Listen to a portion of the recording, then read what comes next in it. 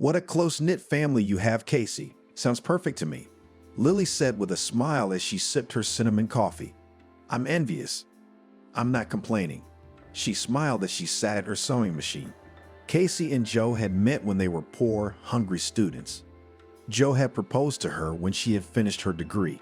He himself was already working as a technologist in a garment factory. Learning about the upcoming marriage, the parents of the future newlyweds promptly discounted the first mortgage payment and began to prepare for the wedding. After the wedding, the couple lived soul to soul. Husband played first fiddle and was the generator of ideas, and Joe has them, Jerry got enough. With his easy hand, Casey fell in love with outdoor activities, hiking, picnics in the mountains, and once jumped with a parachute. My husband is the best, the young woman said proudly at the time. If it wasn't for Joe, I would never have dared to do it and would have lost a lot. With work too, everything worked out just fine. In time, the companionable young man made friends with Tony's management, and he managed to get his young wife into the factory as well. So Casey and Joe are Harvey, though they didn't make millions, weren't poor. When Casey realized that she was expecting a child, she collapsed a little, because in the young family everything happened, if I may say so, with the help of her husband. Silly girl, Joe said fondly when he found out he was going to be a father. But you couldn't think I wouldn't be happy. Casey was relieved. Rocky's birth was a real celebration. On his son's birthday, Joe had thrown a big corporate party at work, and when he came to pick him up from the hospital, Casey thought he'd probably left half his paycheck at the flower store. Come back again, the midwife said in a hospitable tone as she dutifully accepted a bouquet of roses and a box of assorted flowers from Joe's hands. I will, the new father replied with a smile, and more than once. However, Joe and Casey never decided to have a second child. When Rocky was 3 years old and parents gave him to kindergarten, the head of the family came up with a grand idea.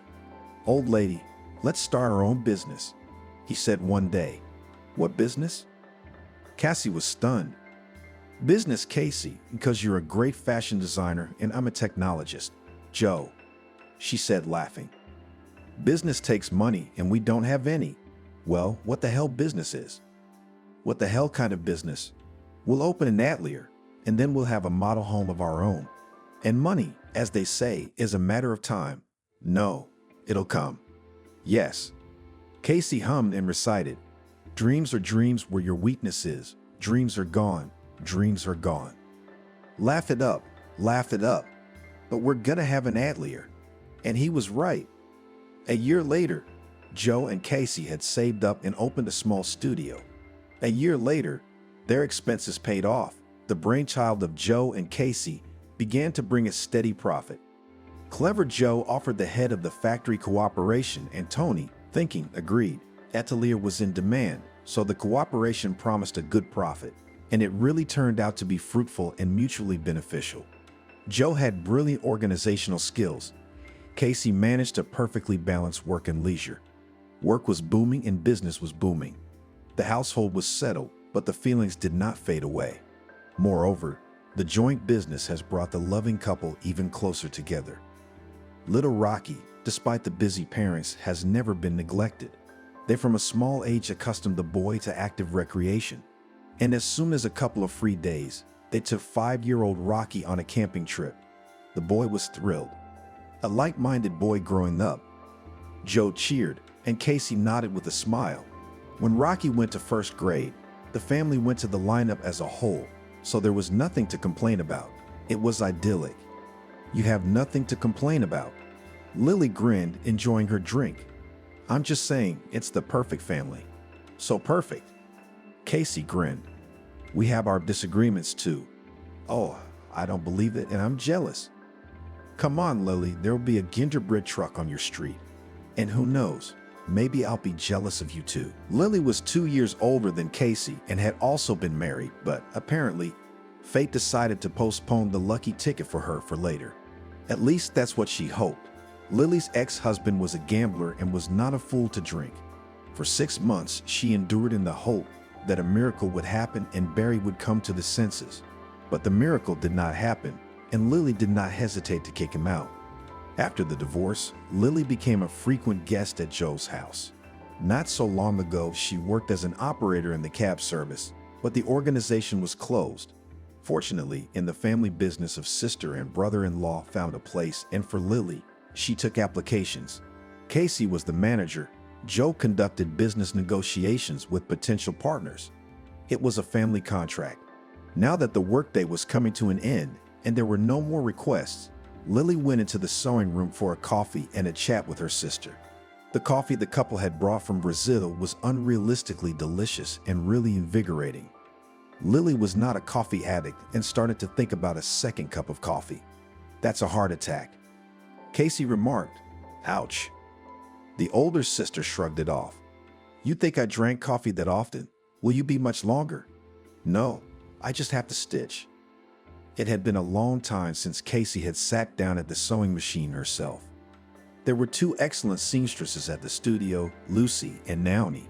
But Lucy was suddenly ill, and it was Naomi's son's birthday. Well, not to deprive the child of the holiday, so Casey did the orders herself. Sometimes it's good for her. She chuckled. Now Casey was finishing an urgent order. Joe had left for negotiations in the neighboring region. The workday went on as usual. The room suddenly became dark.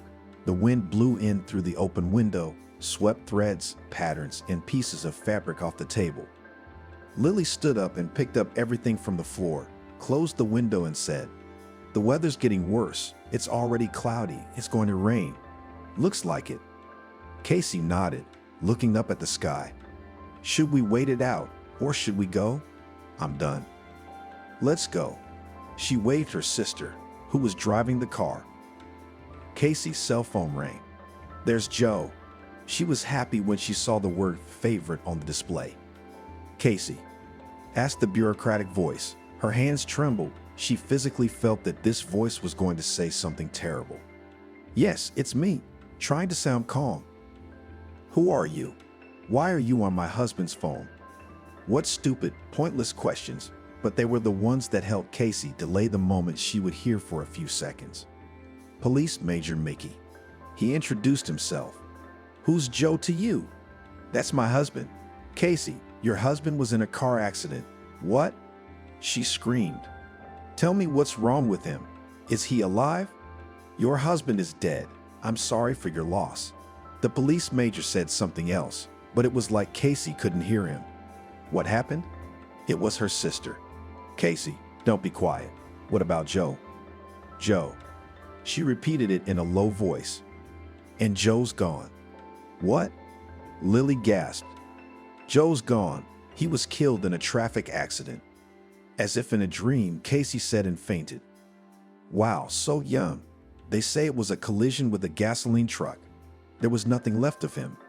So the coffin was closed. It's awful. The boy will be without a father. And he loved his wife so much. Yeah, and she was such a love too. Half the town came to see Joel off. Everyone knew him as a cheerful, good-natured, and helpful man. By the way, where's the wife?" Lily heard a woman's voice. If they had such love, why is she not at the funeral? "So in the asylum, wife." Another voice answered. "When she found out Joe died, she went crazy." "Oh yeah, wow. What a bunch of people." The young widow's sister thought with indignation. "They don't care to gossip. They have no bones to pick with you." Lily was tempted to go up to the noblewomen and explain something about rules and decorum, but she changed her mind. She didn't want to get in a fight at the funeral. Casey did go to the hospital, but her mind, as far as it was possible in this situation, was fine. At least she wasn't out of her mind. Overwork and stress had taken its toll. The emergency room doctor explained to Lily. That evening, she learned that her sister had lost the baby. Of course, Casey's presence at the funeral was out of the question. After the wake, Lily went to see her sister. "How are you?" she asked, squeezing Casey's hand lightly. "I'm not." The young woman murmured and tears welled up in her eyes. "Lily, my baby, I lost both my husband and our baby in one day." She wept bitterly. "Casey." Her sister spoke softly, stroking her head. "I know you're hurting, but think of those who are alive. Mom and Dad are worried sick, fearing for your sanity." Lily grinned bitterly. remembering the conversation between the two women. But Casey was so absorbed in her grief that she didn't notice her sister's grin. "And Rocky," she said, "not only has the boy lost his father, but he's afraid for you. Yesterday, for instance, he was huddled up against me, trembling and asking me so pitifully, 'Aunt Lily, won't anything happen to Mommy?' I, of course, calmed the kid, but I did not dare to take him to you." "Lily," Casey sobbed, "I understand, but it hurts so much. I didn't just lose my husband, I lost a part of me. Joe and I have always been one, and now there's only half of me left, even less, because it's our baby." She hid her eyes in exhaustion. "Well, take comfort in the fact that he'll have someone to take care of him now, and you take care of Rocky because you have someone to live for." "Yes," Sister answered quietly. "You're right. Well, I guess I'll be going and you get some rest, and I brought you some vitamins, a clean robe and underwear." "Thank you," Casey said in a weak voice. "I'll come back the day after tomorrow. What can I bring you?" "I don't need anything. The hospital feeds me. And what you brought, I can't even eat in a week. You'll say that's it, rest," she said and kissed her sister and left the room. Casey was discharged after 10 days. During that time, she got used to the fact that her Joe would never come home, kiss her and say, "I love you, old lady." There's a lot of not. Joe won't see Rocky grow up, won't come to her son's graduation, won't meet his fiancée. They'll never celebrate the gold wedding or the silver wedding or even the pewter wedding they were supposed to celebrate the following year. But Lily is right. Casey has someone to live for and she has to be strong. No matter how much Casey convinces herself that life goes on, in reality, it's proving much harder. The apartment where she had been so happy with Joe for 9 whole years seemed empty, cold, and lifeless. Casey looked at the wedding photo in the elegant silver frame and she wanted to sob. "Sis, what are you doing?" Lily asked fondly, putting her arm around Casey. She was the one who had brought Casey home, and sensing her sister's mood, she was in no hurry to leave. It just so happened that Lily and Casey were not just sisters, but best friends. The older sister always patronized the younger one. It made her parents cringe, and relatives and friends all envied them with white envy. "What friendly girls you have," Aunt Leslie, a friend of her mother's, said with admiration when she saw 5-year-old Lily wiping her sister's nose. "Mine fight all the time. If Casey broke her knee or was scratched by a cat, Lolly would blow on the wound, and while her mother gave first aid, she stroked her little sister's head and said, 'The cat has pains, the dog has pains, but Casey has no pains.'" And when Casey started having woman's days, it was Lily, not Mom, who explained to her sister what it was. The sisters grew up, each had their own personal lives, but they were still friends and helped each other in any way they could. When Lily divorced Barry, Casey convinced her sister that life wasn't over. Then Lily threw herself into meaningless romances. Casey only shook her head, realizing that maybe that was what her sister needed right now. "It's all wrong," Lily complained after soccering another boyfriend. "Don't worry," Casey smiled encouragingly. "You'll meet someone else you'll be happy with." Just then she lost her job. Her younger sister and brother-in-law had loaded Lily so that she had no time for foolishness and thoughts about her failed womanhood. And now it was Lily's turn to comfort Casey. "What is it, my little one?" "No, nothing," the young widow said thoughtfully. "It's just a flashback." "I understand." "She understands." Casey laughed quietly and added louder, "And if you understand that starting Monday, we're going to work like horses, I won't let anyone get away with it. And you wondered what we were doing with the girls while you were waiting in the hospital," Lily said cheerfully. She recognized the determined and hardworking Casey from before. Lily couldn't help but realize that behind it all was a pain that wouldn't go away for a long time. "But isn't that worthy of respect? Well done." The widow smiled. "At the weekend, have a good rest, and then work hard, boss." Casey's older sister saluted. "Maybe you'd like a bath or something to eat." "I could use a bath," said the sister. "That's all a hospital is good for, but all these days I've been dreaming of a nice fragrant bath." "It's coming," Lily assured her and headed for the bathroom. While Casey took a bath, Lily fried scrambled eggs with herbs and made sandwiches with ham and fresh cucumbers brought from the cottage. I should take Casey to the cottage, she thought. It's nice there now. The fresh air will do her good. Oh, that's a feast, Casey exclaimed, feeling her appetite growing. You bet, Lily said in a satisfied voice. Come on, sit down. This is delicious. Closing her eyes, said the mistress of the house, swallowing a piece of scrambled eggs. It's always delicious at home. Casey's older sister remarked, why don't we go to the country for the weekend? Pick up my parents and Rocky and we'll hit the road. That's a great idea.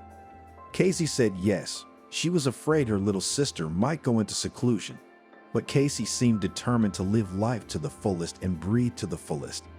And good. Parents and son nearly smothered Casey in a hug, and then they got into Lily's car and drove to the cottage. I have to live, thought Cassie on the way. For Rocky's sake, for Joe's sake, and for the memory of our business with him. The weekend flew by like a blink of an eye. On Monday, the sisters drove to work. As soon as they walked in, a bunch of balloons floated into the room, and then smiling girls came running out from behind the fitting screen. Surprise! The female employees shouted in unison. Naomi was holding a huge bouquet of soft pink lilies. Lucy could barely hold an impressive cake with the inscription, Casey, welcome back, in her hands. Thank you guys so much. With a smile, the hostess said excitedly. After the tea party, the friendly female team started to work. It was the same as always, but without Joe. Casey plunged headlong into her work. From now on, the business she and Joe had started and her 8-year-old son were the meaning of her life. Sure, she had wonderful parents and a loving and caring sister, but they had their own lives. On September 1st, Casey remembered how she and Joe had seen Rocky off to first grade a year ago, and she felt sad. Don't cry, don't be sad, the young widow mentally told herself. Now these words had become Casey's motto, but on September 17, when Joe was to be 32, she could not hold back her tears.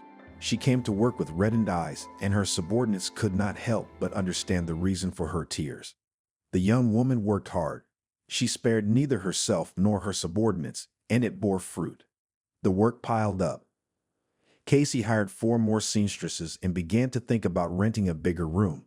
And only in the late evenings, when Rocky was asleep, did she light a candle, sit in a chair, and look at albums of photographs. Joe, honey, why? Casey whispered, stroking her husband's face with her fingertips. On Christmas Eve, the sisters were driving home from work and Lily suggested they buy a tree. Well, let's do it. Without much enthusiasm, Casey agreed. In the evening, the town looked especially spiffy and people were smiling in anticipation of a merry holiday, looking at the decorated trees, garlands, and banners.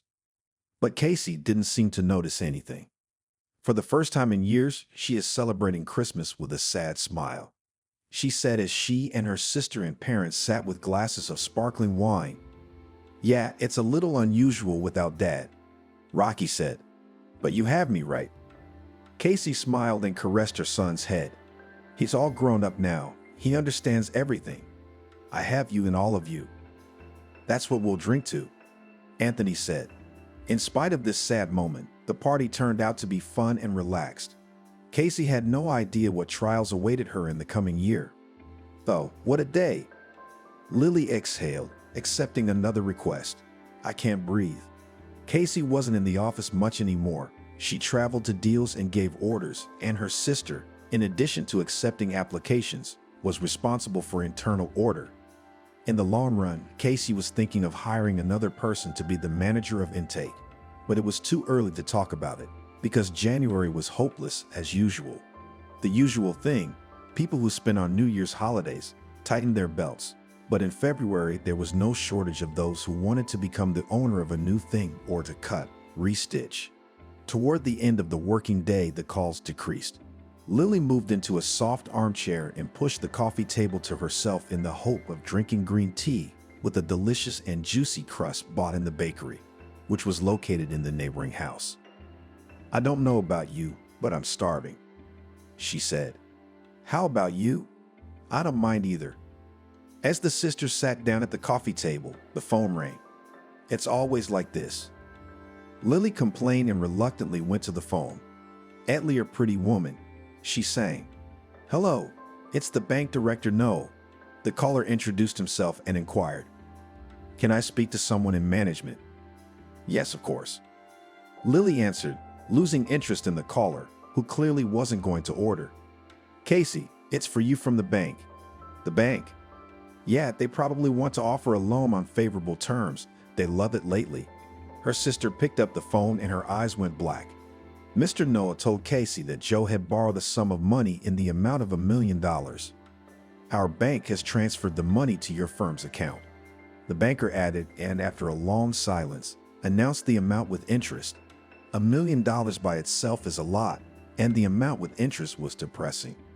The young wife pinched her ear. She wondered if it was a dream, and when she realized that it was not a dream, she hoped that it was a silly prank. Are you kidding? She squeezed it out of her. That's one thing I certainly don't have time for, is jokes.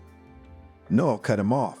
Casey realized wistfully that all this was happening to her in reality and no one was messing with her. But my husband is dead, she said. He's been gone for 3 months. That's right, Noah said nonchalantly. He's gone, but the debt is there. And you are. So it's up to you to pay it off. As far as I know, the pretty woman at Tillier is jointly owned property. Accordingly, you have the same rights and obligations as your late husband. Yes, that's correct. Casey confirmed. But I didn't know anything. Casey, that's your problem, Noah said mockingly. You're a grown woman and you should realize that ignorance of the law does not exempt you from responsibility. And if this amount is not paid within a week, the bank will be forced to go to court. I heard you. One way or another, she has to save face. I hope so. Have a good day. Casey hung up the phone and stared. At one point, she couldn't remember how long she'd been like that. Casey. It was like she heard her sister's voice through absorbent cotton. Is everything okay? Hey. The young woman woke up. Casey, what happened? He said Joe owed more than $1 million. Casey replied and smiled unnaturally. And I'm supposed to pay it off within a week, but there must be some mistake. Joe couldn't just do it without consulting me. He couldn't. Her sister didn't know what to think. Lily was sure her brother-in-law was one of the most decent people she knew. He adored and idolized his wife. Yes, Joe was the head of the family in every way, and being a man of foresight, made all the decisions. However, that didn't mean he didn't discuss his ideas with his wife. And here was $1 million loan that Casey hadn't a clue about. Lily refused to believe it, but facts are stubborn things. Stories of husbands who took out loans in secret from their wives are not uncommon. Lily had been through it herself. True, it was not a bank loan, and the amounts were smaller, but the essence is the same. But Joe, it just didn't make sense. It doesn't matter now, Lily said. We have to do something. You don't have $1 million? No. Casey confirmed grimly. And I won't have it for a week. And where am I going to get it? She said irritably. Lily, if you're going to suggest a way out, you're not going to tell me to get philosophical right now. There's only one way out, sighed the older sister. The only thing you can achieve now, this installments. Anyway, we're looking for a good lawyer. You're alone with a minor child, so I think we won't have any problems. We? Casey looked at her with a hard stare. But it was my husband who took out the loan, so I'm the one who has to deal with it. Lily even took offense.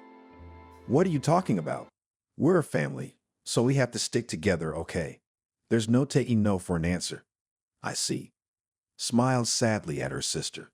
In the evening, Casey carefully scored for a good lending lawyer.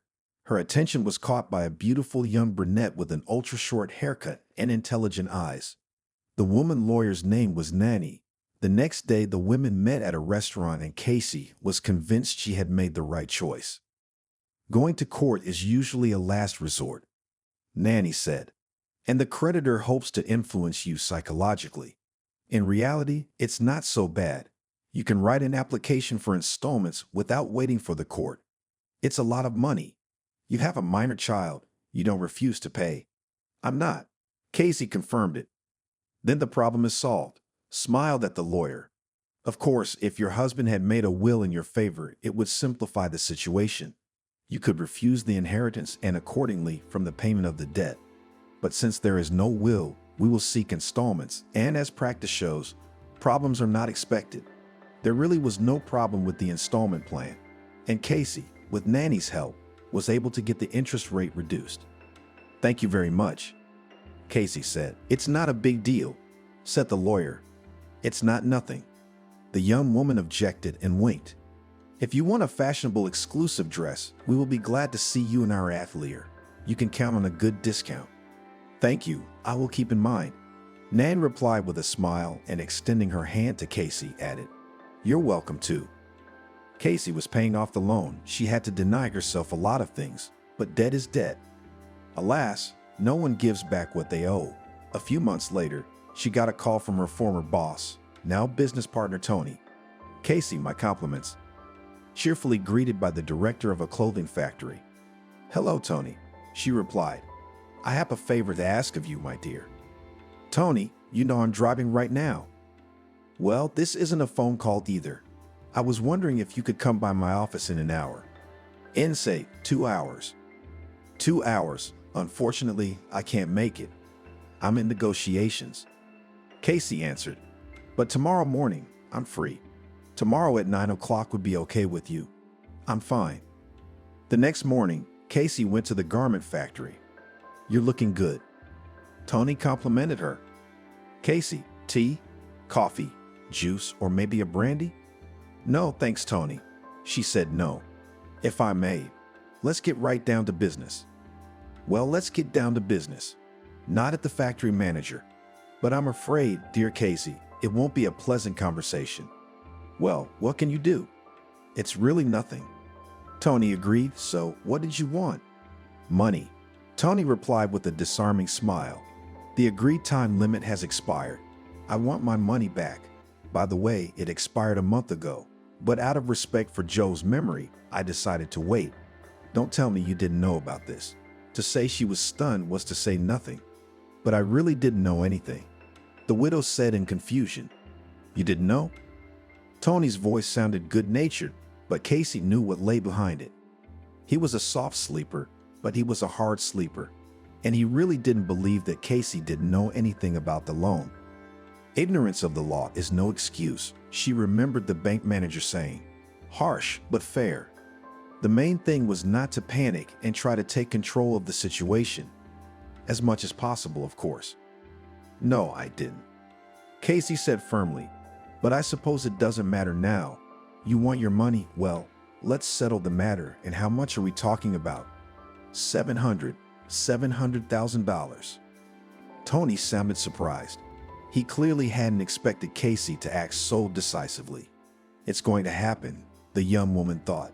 But despite her outward calmness, she was panic-stricken. Casey had a feeling Tony wouldn't be as easy as the bank. "Oh well, good for him. We'll act according to circumstances. But in the meantime, do you have the receipt?" she asked, in a business-like manner. "Well, of course," Tony said with a smile. "I'm a man of business, and I've long ago learned that without paper we're nothing more than bugs. Shall I show you?" "Show me." Casey nodded. Studying the receipt, the young woman realized that the loan was issued at the same time as the loan, for which she had already made a down payment. What would that mean? Casey pondered. In fact, it was a loan agreement between one business partner and another, so you have to pay or the reputation of Atlee or Pretty Woman will be hopelessly ruined. "When will you be able to repay the debt?" Tony asked with a nice smile. "Joe borrowed from you for 6 months, didn't he? Well, then I'll repay it in 6 months." Casey replied. She had little idea how she would repay 2 debts at once, but Tony didn't need to know that. "Casey." He shook his head. "You disappoint me. It's not going to happen sooner anyway," she complained. "It's a shame, it's a shame," Tony said thoughtfully. "As an option, I can offer to pay in installments," said Casey. "Sweetheart, I'm not a bank." He grinned. "And I'm not your soul." The young woman cut him off. "I can't raise that kind of money in the shortest possible time. You may not believe that I didn't know anything about this loan, but even if I did, The money wouldn't just appear on its own. Tony was silent for a moment, and then he blurted out, "Oh, what concessions can you make for a beautiful woman?" Casey looked at him questioningly. "I'll forgive your debt. The head of the garment factory gave it to me." "I beg your pardon?" she asked incredulously. "Yes, I'll forgive it, but on a condition." "What condition?" Casey asked calmly, sensing something wrong. It was clear where there was free cheese, and she was not mistaken. "Marry me." "What?" Yeah. Tony nodded. "Joe's been dead less than a year. People will judge and all that. But it's not like I'm suggesting we run to the registry office today." "Yeah, it's not. You're confused about the age difference." Tony nodded, ostensibly understandingly. "I assure you, I'm not a bad man." Casey was suddenly disgusted. She'd heard so many times that business was dirty, especially for a woman. It was no secret what a businesswoman sometimes had to do to get a contract, to get favorable terms of cooperation, rent, debt repayment, and ultimately to stay afloat. Casey was heartily glad she was past all that, for she had Joe. She tried not to think about the fact that she now had to pay an impressive amount of money thanks to her late husband. Though, of course, she had wondered more than once why Joe needed the million. A mistress who blackmailed him into telling her about their relationship, a gambling debt, or did her spouse want to pull off some risky deal he didn't dare tell his wife about? Or maybe Joe was in danger. Casey even thought about going to the police, but Lily was skeptical. They wouldn't investigate anything, said her sister. The funds came into the atelier. Then Joe must have transferred them to himself, and there he could do whatever he wanted with them, and who would keep track of his spending, and it had been so long. On second thought, she agreed with her sister.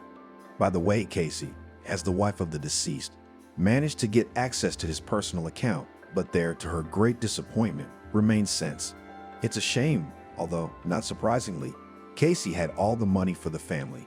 Joe only took money for gas and small expenses like a bottle of water for the road, so it didn't make any difference since Casey was the only person she could collect from and pay off her debts. No one cared about the rest. But as it turned out, Joe owed more than just the bank. "So, what do you say, beautiful?" Tony's voice interrupted her thoughts. "But that's crazy. I don't think so. What do you think? You don't need $700,000, especially if you have a son. And you've got money to invest in your business. I mean, think about it." Casey sighed heavily, but Tony was right. The available funds were a pittance, and if you add the payment of the loan, the picture is quite dreary. "So what are we gonna do now?" "Well, it's not that bad, Casey," said the factory manager cheerfully. "We are business people and such things in our country are in the order of things. Well, after all, I'm not inviting you to bed as some, but to the registry office. We'll wait till Joe's anniversary and then we'll get married. We'll make a pact, so there's no cheating, and I won't hurt your son. And if it's more convenient for you, you can consider it a deal. Still, I'll have to think about it," Casey said thoughtfully. "Sure, think about it." Tony graciously allowed it. "I'll make a contract, which will spell out the terms of our cooperation, and send it to you by email. Then maybe we'll have a cognac?" He winked. "No, thank you," Casey replied and walked out. She got into the car and thought deeply. "God, I'm so screwed." Casey thought with annoyance. She knew that Tony had been married twice. Tony's first marriage had been as a student, a stupid, hasty marriage. That's how he characterized his marriage to a fellow student. 2 years ago, the head of a garment factory buried his second wife. By all accounts, it was a happy marriage. Casey and Joe were invited to Tony and his wife Nancy's silver wedding. Tony had courted his wife so touchingly, and Casey envied the lovely couple. Turns out it wasn't all that wonderful. Come on, they're the only ones like that. Casey grinned sadly to herself. Did I think Joe would do that? Business has its own laws, and we didn't invent them. And I'm seriously considering Tony's offer because I can't afford that kind of money. Not even that. Lily whistled when her sister told her about her conversation with Tony. The old devil. Well, he's not that old. Casey grinned wryly. He's not even 60 yet. Yeah. The older sister grinned. A man in the prime of life. What are you gonna do? I don't know. The young widow replied with a sigh. Maybe I should sell the car. It will be more expensive. There is still time. That's right, nodded Lily. But now it's summer, and the most solvent buyers in the resorts flew away. It's worth a shot. When there's even a tiny chance, it's a sin not to take it. That's also true.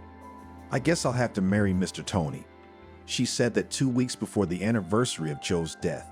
But don't panic too soon. Her sister tried to cheer her up, but it didn't work so well. Potential buyers were trying to drive the price down, and Casey was getting desperate. Well, there was a lot to be desperate about. Plus, her ex-mother-in-law had called the other day to ask where Casey planned to have her memorial dinner. The last thing on her mind was a memorial dinner.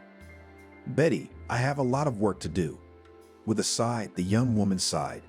Even though she was telling the truth, she felt terribly uncomfortable. How are you supposed to deal with your ex-mother-in-law after the debts? The young woman had a strange feeling. She sympathized with Betty as a mother who had lost her only son, but that was all. She had once treated her mother-in-law as if she were her own mother.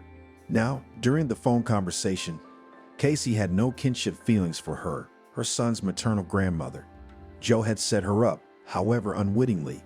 I doubt her mother-in-law knew, but Casey couldn't help herself. Maybe we shouldn't organize anything, she mumbled. Yes. There was resentment in the older woman's voice. It sounded as if Betty had asked again to make sure she'd heard what she'd said. I thought we were gonna talk. Besides, I haven't seen Rocky in a while, or you're seeing someone and you're embarrassed, Casey.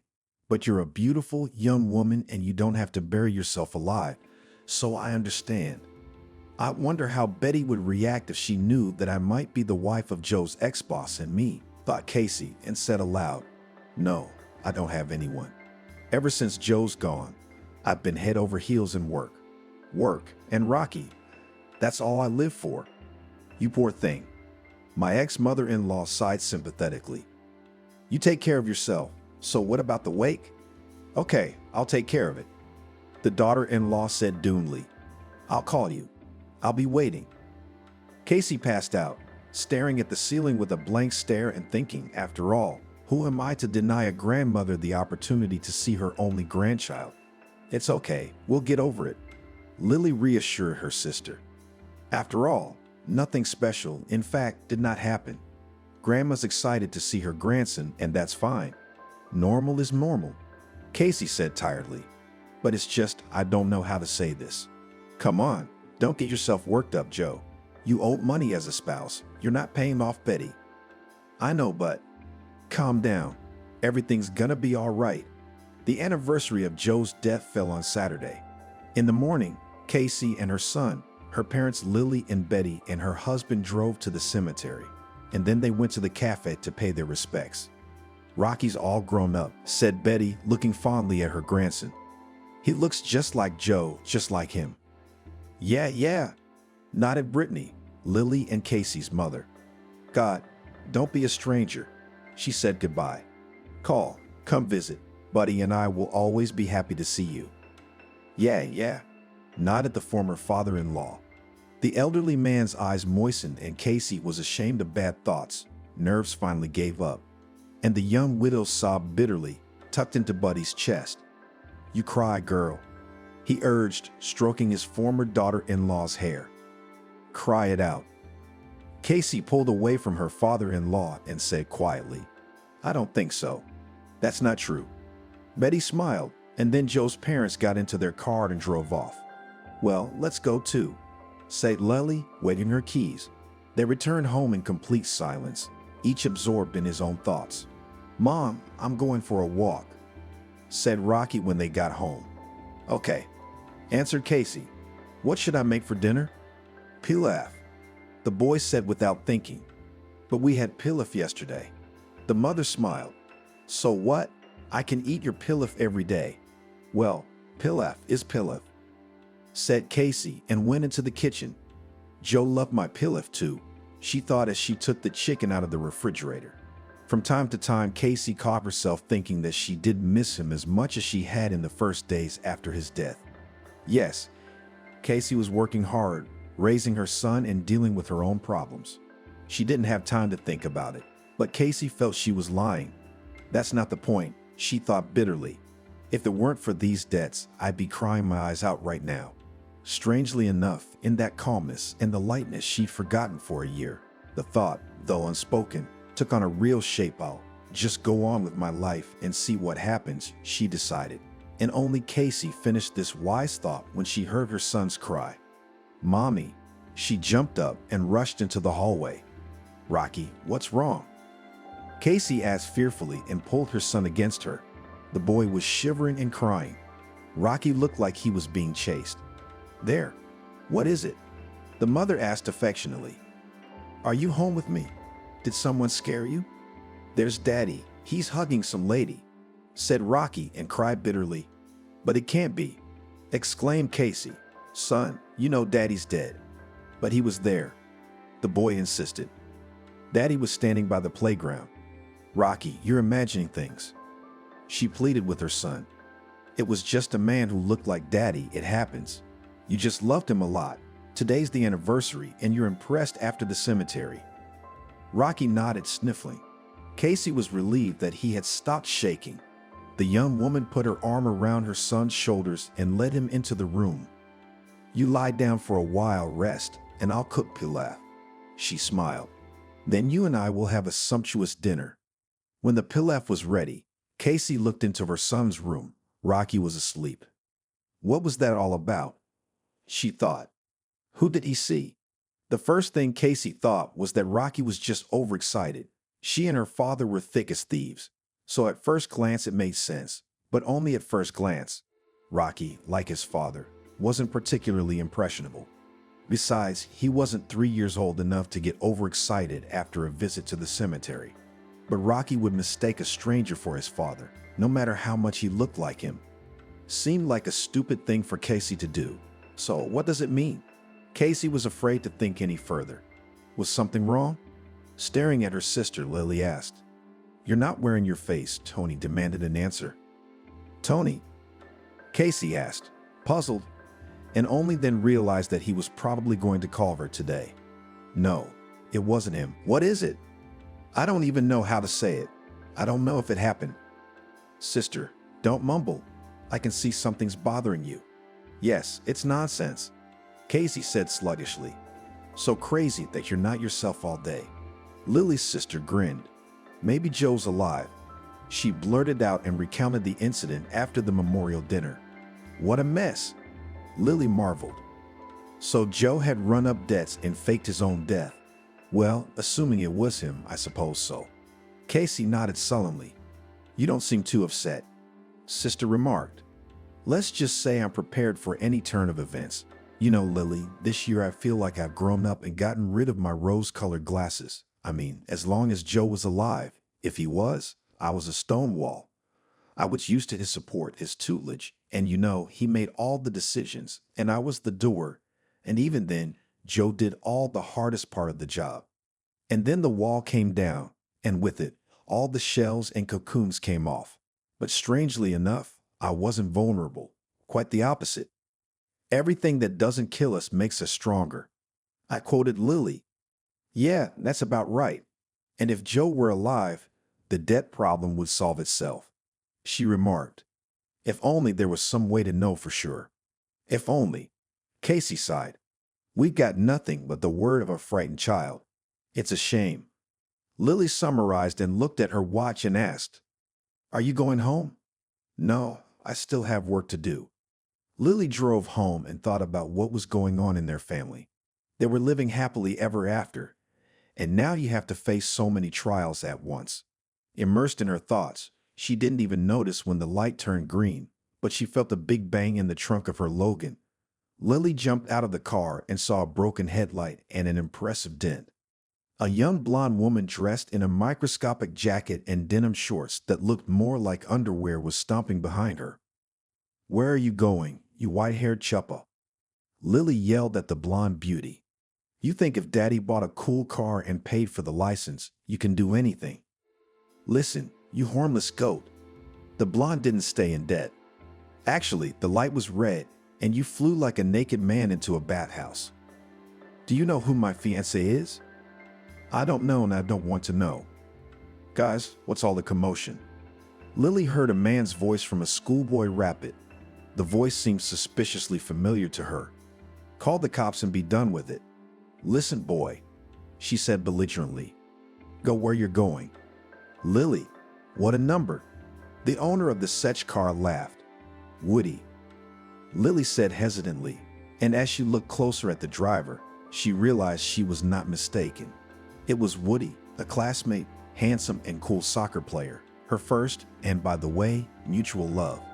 He was older, better looking, probably happily married, had kids. That's him. Woody replied cheerfully. Problems?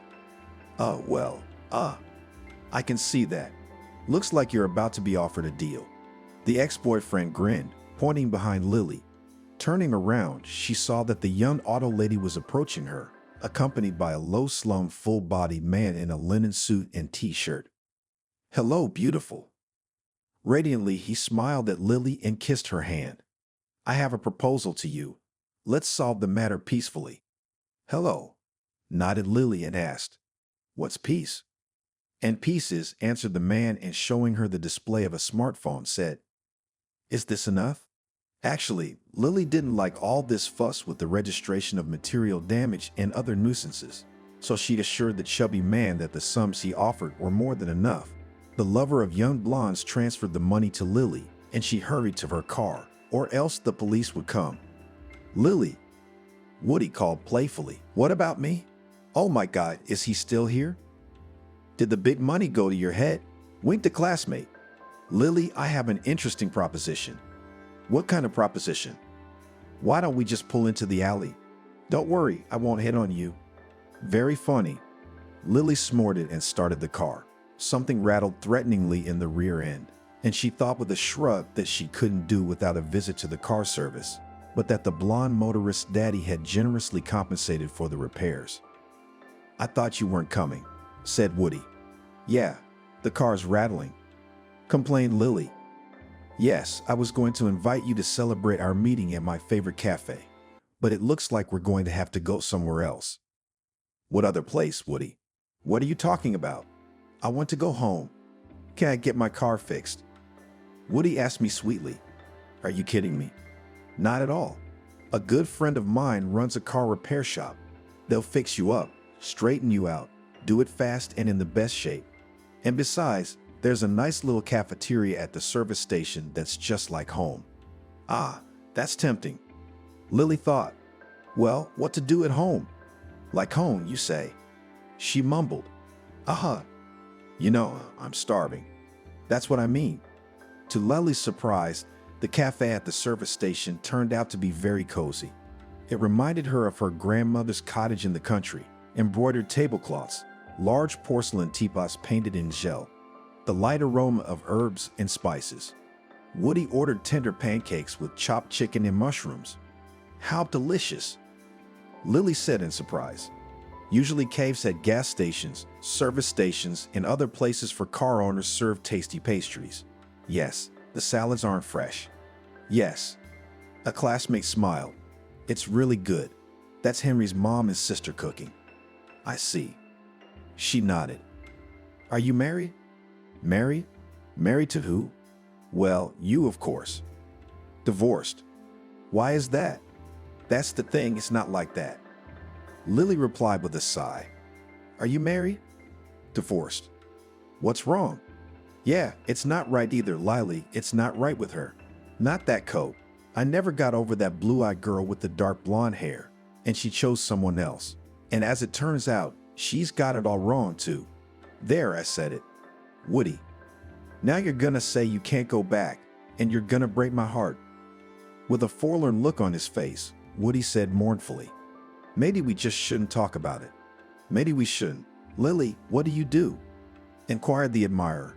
I work as a receptionist at my younger sister's Pretty Woman studio. Very interesting. Woody smiled. The older sister works for the younger sister. Where do you work? I'm a private detective. A private detective? Lily asked slowly. Yeah. Woody, I guess God sent you to be our sister, she said.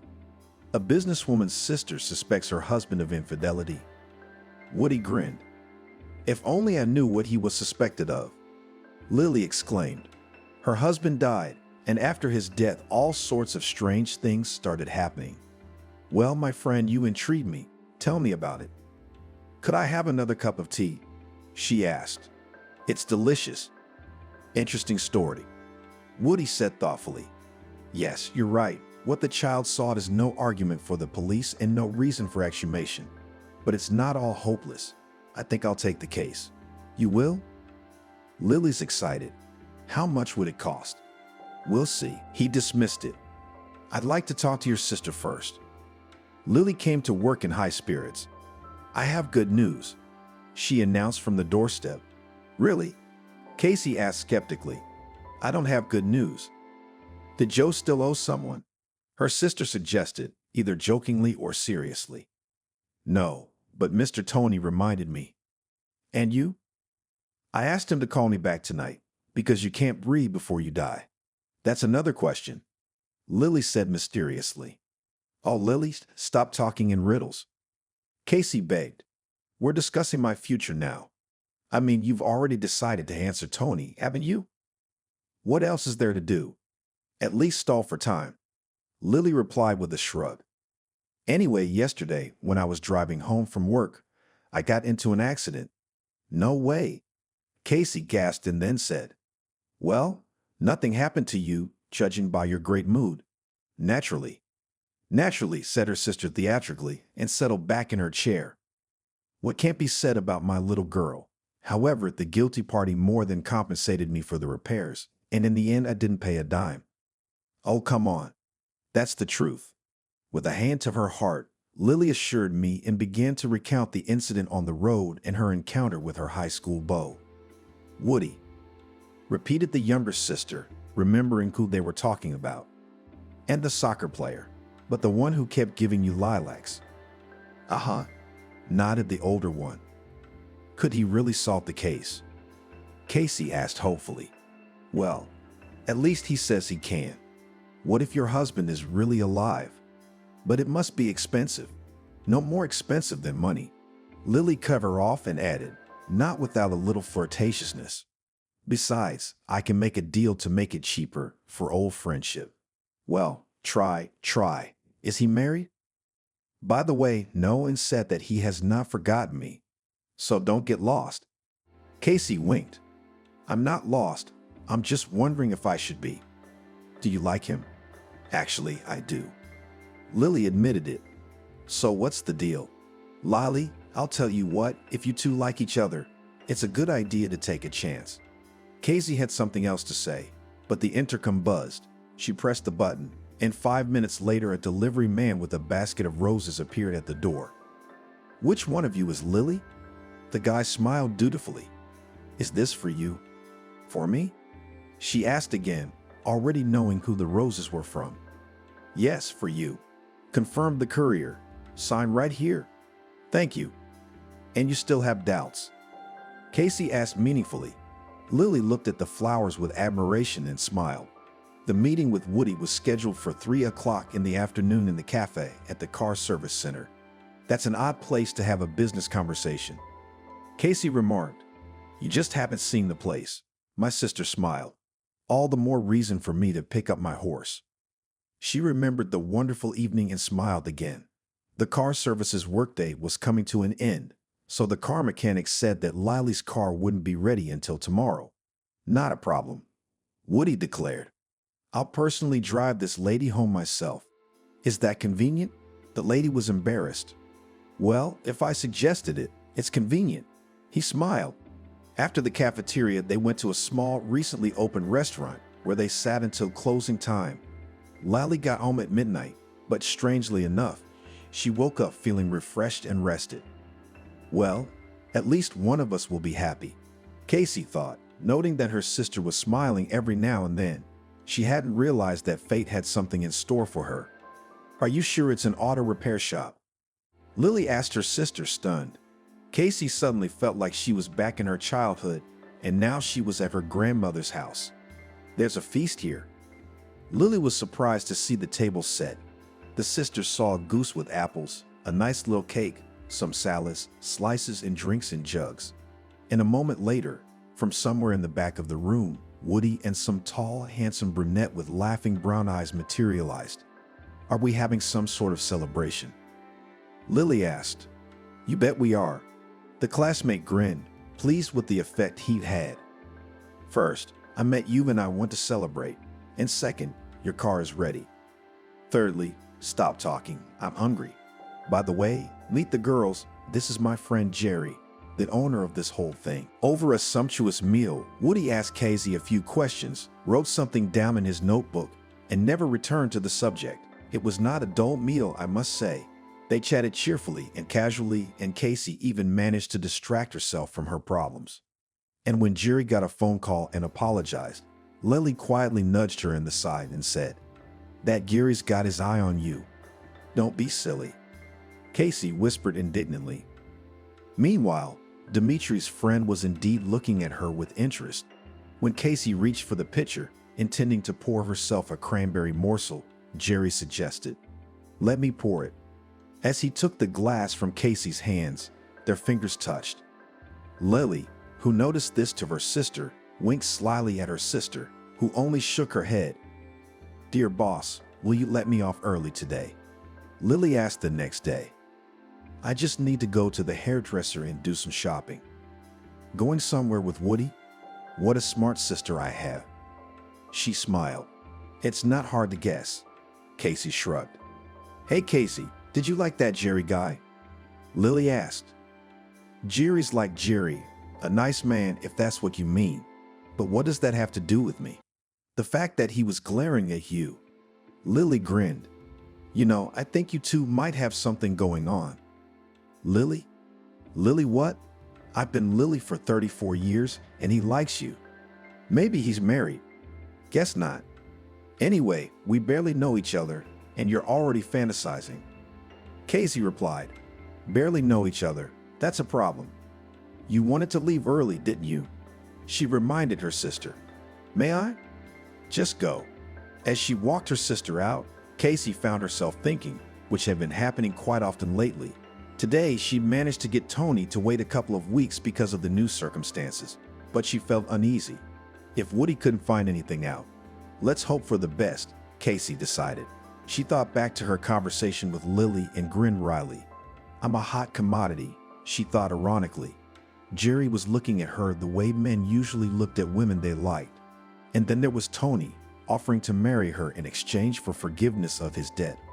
Noble, to say the least. The landline rang, but Casey, not immediately realizing that Lily wasn't there, was in no hurry to pick it up. The phone kept ringing and Casey had no choice but to return to sinful earth. Pretty woman's Adlier, she answered. Can I speak to Casey's landlady? That's me. She said hello. Casey, it's me, Jerry from the car service. Do you remember me?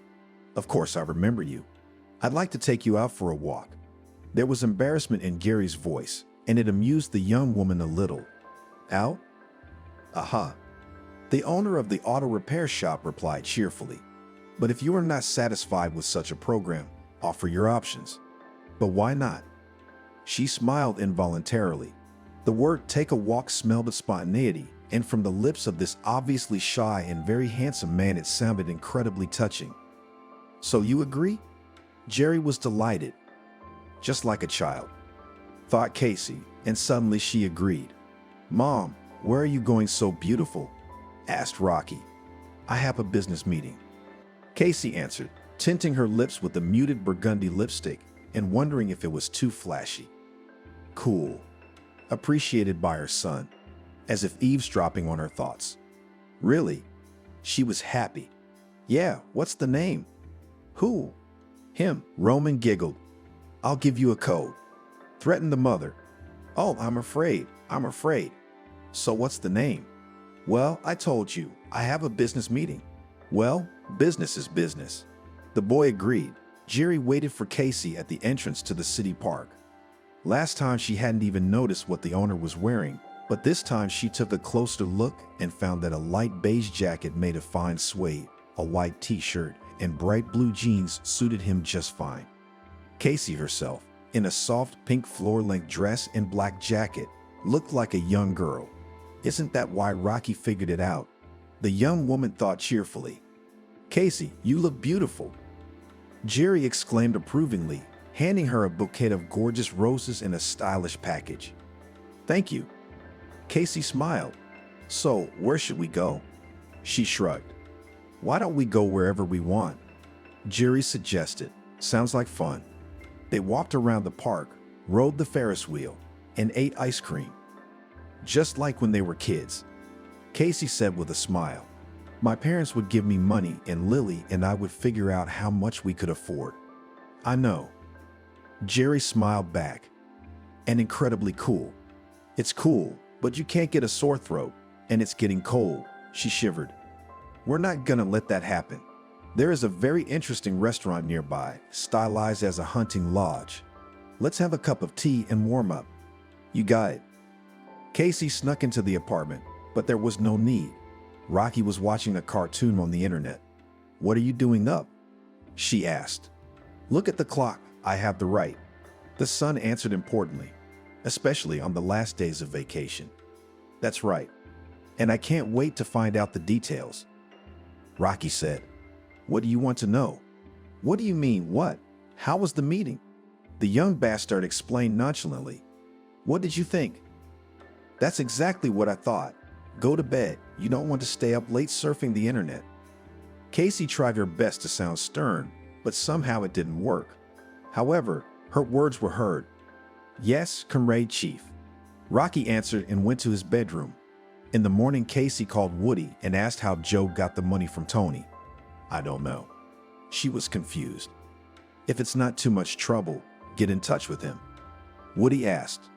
Casey had no desire to communicate with the elderly husband candidate, but she knew it was in her best interest. Cash, replied the factory manager. When Casey relayed the information to Woody, he said, Well, that's what I thought. I bet the loan money was received in cash too. That's what it turned out to be. Looks like we're at an impasse. Lily's depressed. I guess so. Sister agreed depressingly. Well, let's not get discouraged. What else is there to do? Looking at Casey, it wasn't hard to see that she didn't share Lily's enthusiasm, and she was wrong. One evening, as Casey sat with Jerry at her favorite car service cafe, she got a call from her sister.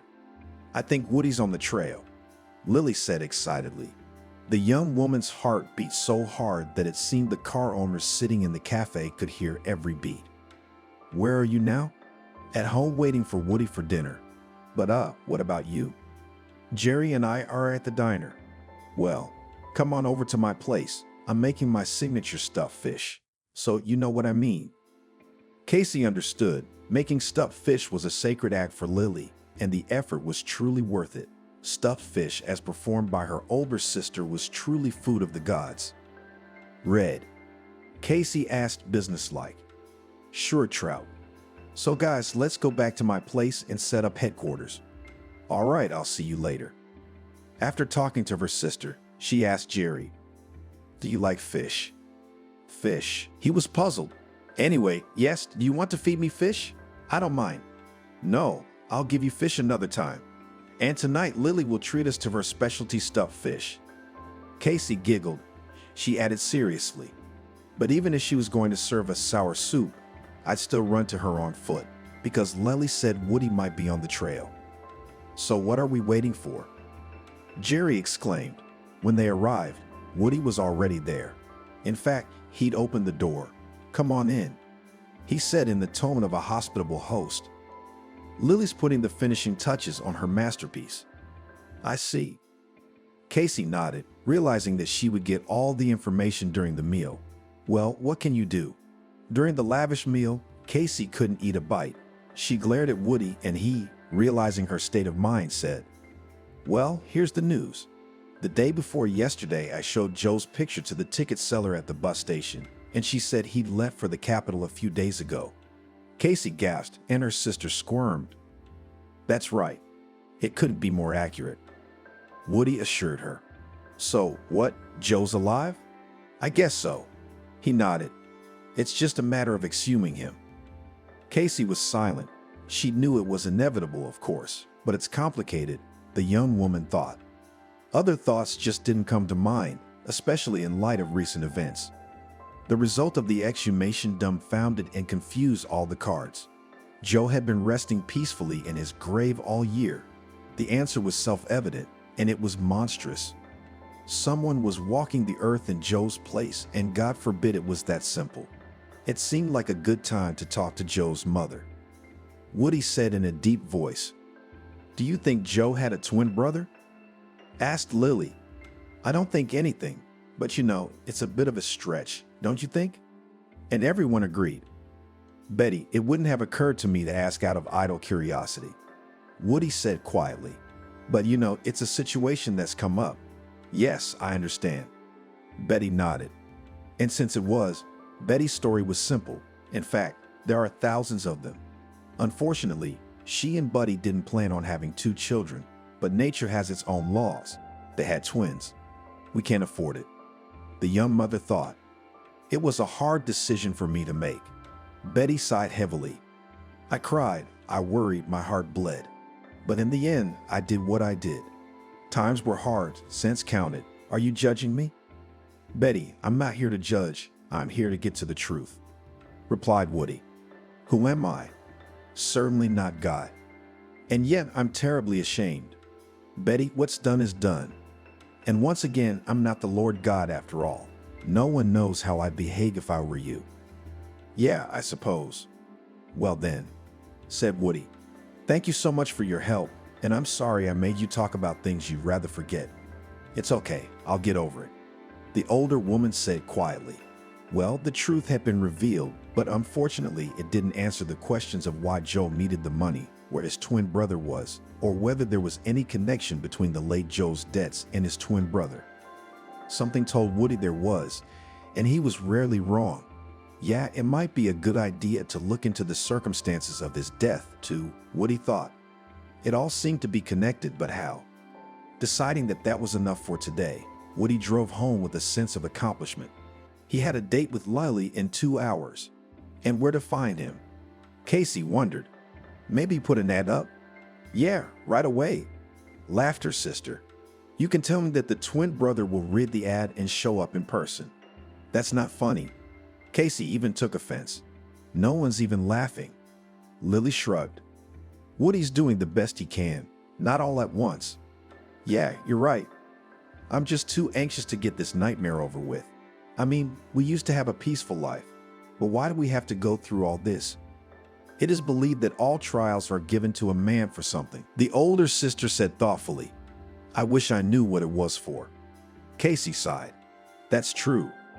Lily agreed and asked, "How's Jerry doing?" "We're good friends," the younger sister replied. "That's it?" "Lily, for God's sake, we barely know each other." 2 weeks is barely? But it's not long enough to talk about feelings, Casey pointed out. "Sometimes a couple of days is enough time to know that this is the man for me." "That's exactly what happened with Joe," she said quietly. "Well, I didn't see Woody as my prince," said Lily. "I thought it was like first love, like the first snow. It came and went. Eventually he got married, I got married, and it didn't work out for either of them. All because the heavenly office decided we should be together, and I didn't realize it. It's a shame how much time we wasted. Well, there's a silver lining. You'll enjoy every day you spend together and appreciate each other." "That's true too." She smiled. "I'll tell you what, look at Jerry. He's a good guy, and you don't throw a guy like that away." "Well, for what it's worth, he hasn't told me he loves me or anything. So he realizes you buried your husband a year ago, and you might not be ready for a new relationship. So let him know you're okay with it. But I can see that you like him." "I do." Casey admitted it. "So what's the problem?" "First you need to deal with this story. Then you need to think about love. I don't see the connection." "Yeah, there isn't, but I want to see it through." "Well, I don't understand that." Lily snorted. "There's you. There's Jerry. You like each other. So what's the problem? And then there's Rocky. That's not a problem either." The older sister dismissed the argument. "He's not like other teenagers. He's an understanding guy. I think he's already figured it out." Actually, Lily was not far from the truth. Casey could tell her son that she had a business meeting, but he was a very perceptive kid. Casey smiled, remembering how Rocky had said yesterday at breakfast that he wouldn't mind marrying her. "What are you talking about?" She stunned, almost choking on her sandwich. "What marriage?" "With that guy in the Ford." The son smiled. "Jerry and I are just good friends," said Casey. "Uh-huh." Rocky grinned. I believe it. So my future stepdad's name is Jerry. I hope he's not an abuser." What? Casey couldn't take it anymore and laughed. "Please tell me what words we know." "I know more words than that," her son proudly assured her. "Well, there you go," said Lily. "The guy, you could say, bless you, and you something to think about, some business. That's what they call the postponed life syndrome. It's a simple thing. You want to be happy, you got it?" "I got it. It's just a matter of pushing Jerry to make up her mind. I don't know how." Casey squeaked pitifully. "She can't." Sister splashed her hands. "If you can't do it, we'll teach you. If you don't want to do it, we'll make you do it." Now listen to Aunt Lily and remember. That evening, Casey was as good as ever. She'd gone to the hairdresser and had a spectacular haircut on her long hair. Before, Casey had been combing her hair smoothly and making it into bunches, knots, bumps, or ponytails. But after talking to Lily, she suddenly wanted something completely new. "You look good with bangs," the hairdresser said approvingly. "You've never worn bangs before." "No." Casey shook her head. "Why?" "Just the other day." The hairdresser, whose name, according to the name tag, was Jenny, looked at her carefully and said, "If you lighten the strands, you'd look great." "I'll tell you what," Casey exclaimed. "Let's do it. It's a possibility." "Well, let's do it." The hairdresser smiled. "You're in luck. I just had a client who didn't show up today." "That's great. Is it really me?" Casey exclaimed in amazement as the hairdresser finished working on her hair. "You bet it was." The next item on Casey's plan was a lingerie boutique. No, she wasn't planning on getting into bed with Gary, but Lily had convinced her that cool, expensive lingerie gave her confidence. And she'd said the right thing, by the way. Wearing a mind-blowing, almost weightless set of navy blue, Casey felt like nothing less than a fatal seductress. When Lily had urged her sister to wear a brighter lip color than usual, she'd been reluctant for a long time. "What's wrong with pinks and nudes?" she asked. "They're good for everything." The older sister nodded in agreement. "For business ladies and romantic girls, it's perfect. But if you want to blow a man away, then red, burgundy, crimson, or plum. I think red is just what the doctor ordered." The black velvet pantsuit fit perfectly, and suede high-heeled shoes and a golden handbag completed the chic look. "How beautiful you look today," Jerry said with admiration. "You look different." "Maybe I am." Casey nodded with a smile. "I changed my hair and makeup. It all looks good on you, of course, but I don't think it's the hair or the makeup. There's something about you, but I don't know how to say it. Something sensual or something." She was embarrassed, but she tried her best not to show it. "Remember, you rule the ball," admonished Lily to her little sister. "You have to dominate." Casey and Jerry were sitting in the same car service cafe that had already become her home. "Honestly, Casey, I'm embarrassed to invite you to this diner, just a nice restaurant. And I like this cafe very much," she said with a smile. "And I will not trade it even for the best and most expensive restaurant in the city. And in general, I like outdoor activities, picnics, hiking in the mountains." Casey remembered Joe, and she felt sad. The young woman sighed furtively, but Jerry didn't notice it. He thought about the fact that he knew nothing about Casey except that she was the owner of the Atelier and the mother of a 9-year-old son. Jerry wondered if he had any chance of reciprocation. After all, Casey had buried her husband, and a year wasn't a long time. He'd known widows and widowers who'd been faithful to their deceased soulmates for more than a year. In his 33, Jerry had never been married, but he understood them perfectly. And tonight, Casey was so good, he had a flicker of hope. Maybe it's for him. Maybe she wanted to show him that it would be a good idea to take things, shall we say, to another level. Dream on," said Jerry. "Besides, how would her son feel about me? Picnics, camping." He repeated, Interesting. Very interesting. Casey said excitedly. I even went skydiving. Wow, good for you. Jerry said approvingly and decided that it was probably something to keep in mind. No, she was really different today, the man in love decided. More alive and very beautiful. She was also very frank. She didn't seem to have said anything wrong. But I'd learned more about her tonight than I had in the 2 weeks I'd known her, and Jerry decided to strike while the iron was hot. Casey, he said quietly, taking her hand. But the ringing of Casey's cell phone ruined everything. I'm sorry. She smiled guiltily. It was Buddy. Casey, am I interrupting you? He asked. Needless to say, the former father-in-law had always been a sensitive man. No, you're not. Casey replied, thinking the timing of the call couldn't be worse. Buddy was an old man and he was her son's grandfather. And the fact that he called tonight said only one thing. Something was wrong. In light of recent events, it was unsurprising and perhaps a little creepy. Did something happen? Sister-in-law asked. Trouble, Casey. Betty's been taken to the hospital. Oh my God, what's wrong with her? A stroke. Buddy answered and cried. She'd been upset about something lately. So Casey realized he didn't know about his wife's secret. Betty must have spent all these years trying to forget what she'd done. Monstrous, of course, but what else could she do? And now Woody had opened the wound and the resulting experience had broken the old woman. Terrible. Casey said sympathetically, Buddy, honey, you take it easy, and Rocky and I will be there tomorrow. Oh, that's so good. I'll be waiting. Casey's playful mood was gone. Trouble? Jerry asked. Betty was taken to the hospital for a stroke. She answered. Was it that? Probably. Nodded Casey. I'm really sorry about that. Yes. The young woman sighed. Jerry, take me home. I've got a headache. Yeah, sure. I guess happiness isn't for me, Casey thought bitterly as they drove out of the service station, but she said aloud, I'm sorry I ruined your evening. You didn't. Jerry smiled. What's it got to do with you? It's just that life isn't made up of pleasant events, and we'll have many more evenings. At least I hope so. Casey, I wanted to tell you. Let me be there for you. But you are. She smiled. Well, you know what I mean, don't you? Jerry said seriously.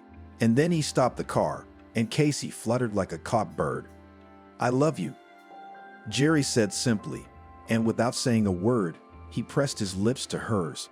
It wasn't until a minute later that Casey realized they were kissing passionately, and oh God, she seemed to be loving it. Casey, I want to be there for you, no matter what bad or good things happen. Is that what you want? Yes, she nodded. I really do.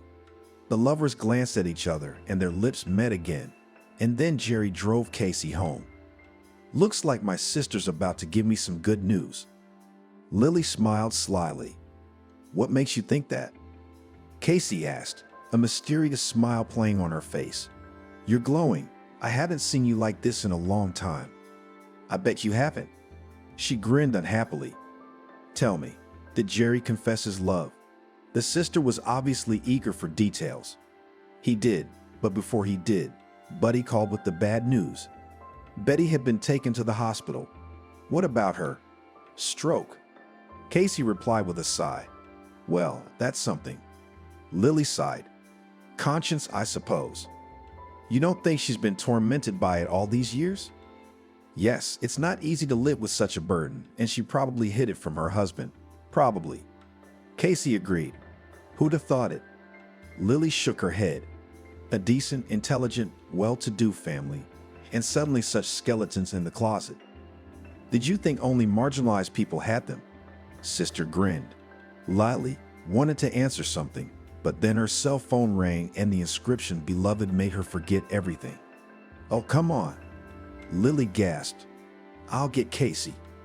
Woody managed to find out that the gas tanker Joe ran into was stolen. It smelled of premeditated murder, and Woody suspected that the late Joe's twin brother had been put in charge. A motive? Yes, at least revenge for the fact that Joe had loving parents who gave him everything he needed for a normal childhood and adolescence. And his twin brother grew up in an orphanage. Of course, that's just my speculation. Woody finished his conclusions, and they require proof, but my gut rarely lets me down. There's a man on the force who owes me a favor. I think he can help us out, especially since we're talking about a felony. Woody was absolutely right about the location. Oh, this isn't going to go well. The pretty blonde sighed, snuggling up to her lover, who looked just like the dead Joe. I wish you quit all this, but the widow has nothing to do with it, and neither does your brother. If anyone's to blame, it's your mother. She ain't my mother. Archie cut him off. That was the first and last name he'd been given at the orphanage. All right, the woman who gave you up. Catherine agreed. But she's already been punished. Who knows if she'll make it or not? Stroke is a thing. Let her recover. Archie said, she'll find out that she was responsible for her son's death. Catherine just shook her head. She felt it would end badly, and still in the orphanage, Archie vowed to find his mother and take revenge on her. And why would you do that? Catherine said, his childhood love that went nowhere in his youth and then in his more mature years.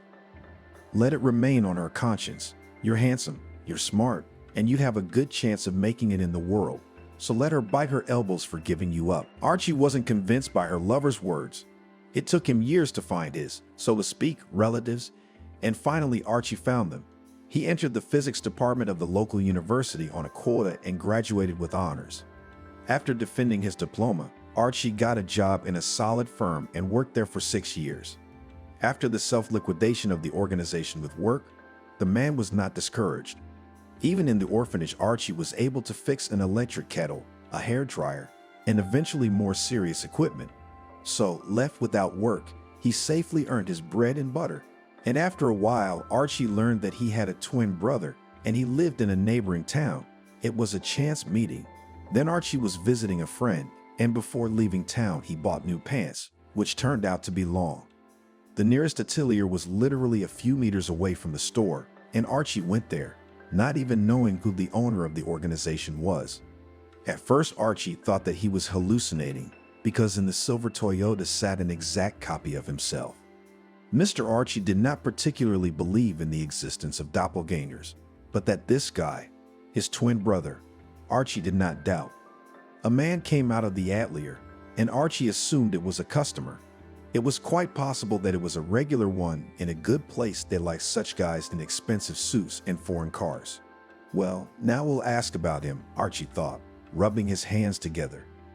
But first Archie went back to the store, bought a bandana and the darkest glasses he could find.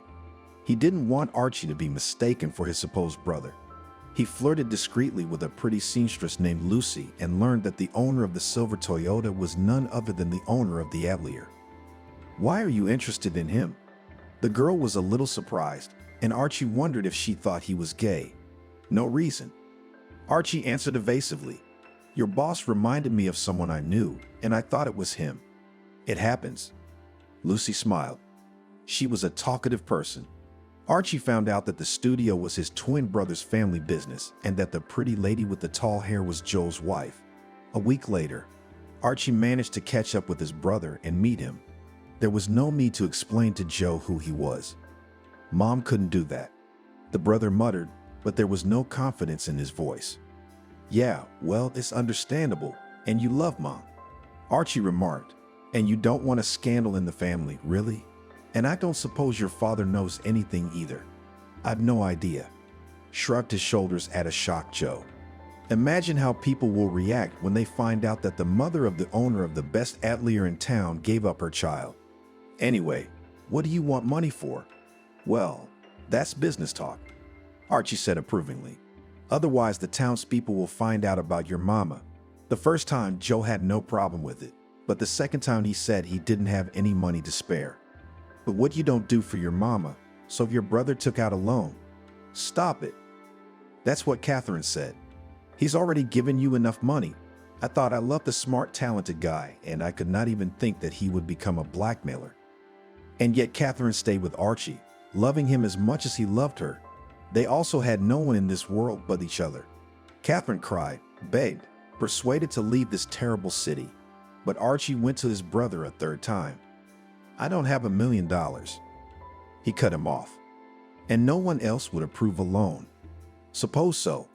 Archie nodded. But you must have some rich friends. Try borrowing $1 million from them. Joe exclaimed. Are you all right in the head? Who's gonna lend it to me? All right, you got it, said the extortionist. Give me $800,000. Like I'm gonna get that much. Well, suit yourself. Archie shrugged his shoulders and pretended that in that case the conversation was over. Wait a minute. His brother Jiminy stopped him. $700,000 will do. Well, $700,000 is $700,000. In agreement, nodded Archie and added with reproachfulness, You're greedy. No greedier than you, and remember, there'll be no more money. With those words, Joe gave himself a death sentence. Archie, realizing that there was no more money to be had from his brother, decided to take him out. No matter how things turned out, you had to admit, the game was getting dangerous.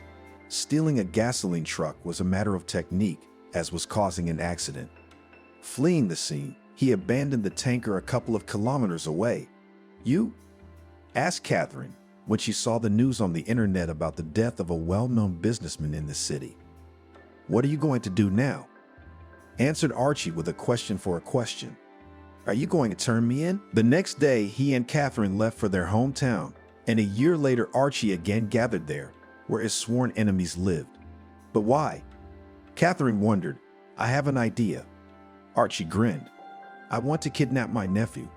I've made some inquiries and found out that my twin brother's wife is well up, so it's God's will to pluck the daughter-in-law, or whatever she was while my brother was alive.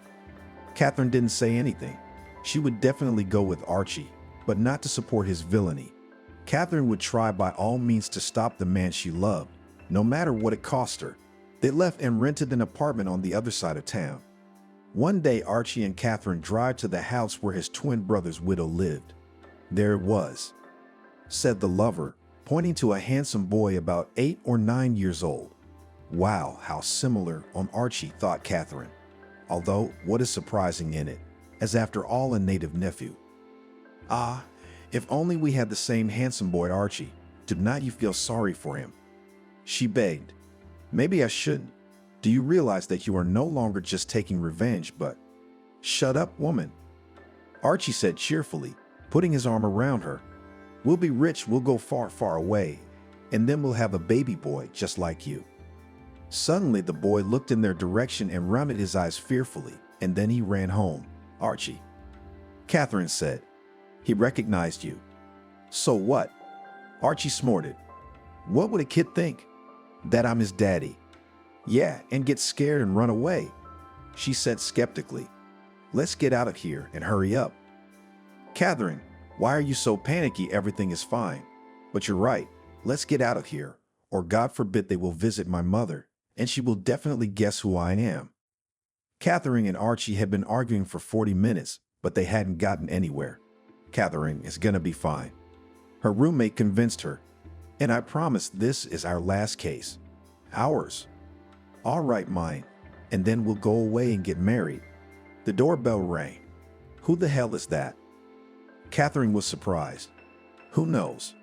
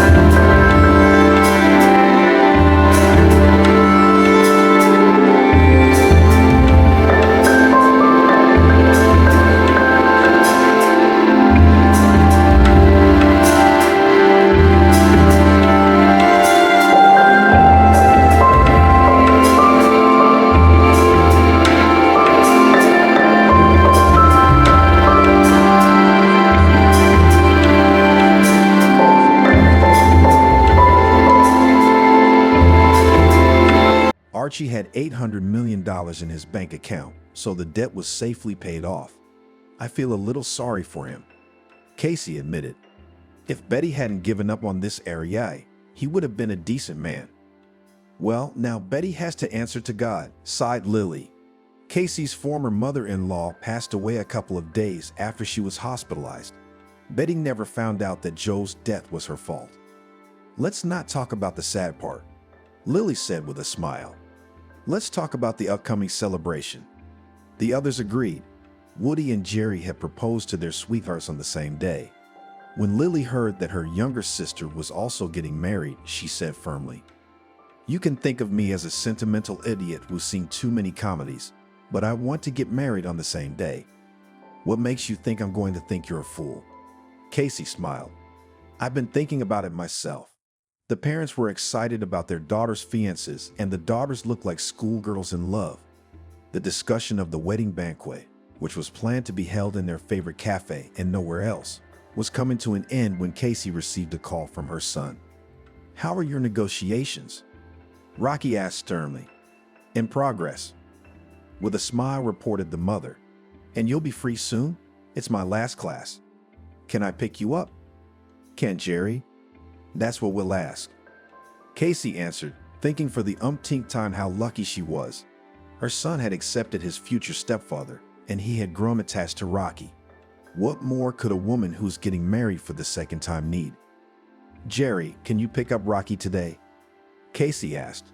"No problem," assured Jerry, and when she handed the answer to her son, he squealed with joy. "Do you, Woody, agree to marry Lily?" "Yes." "Do you?"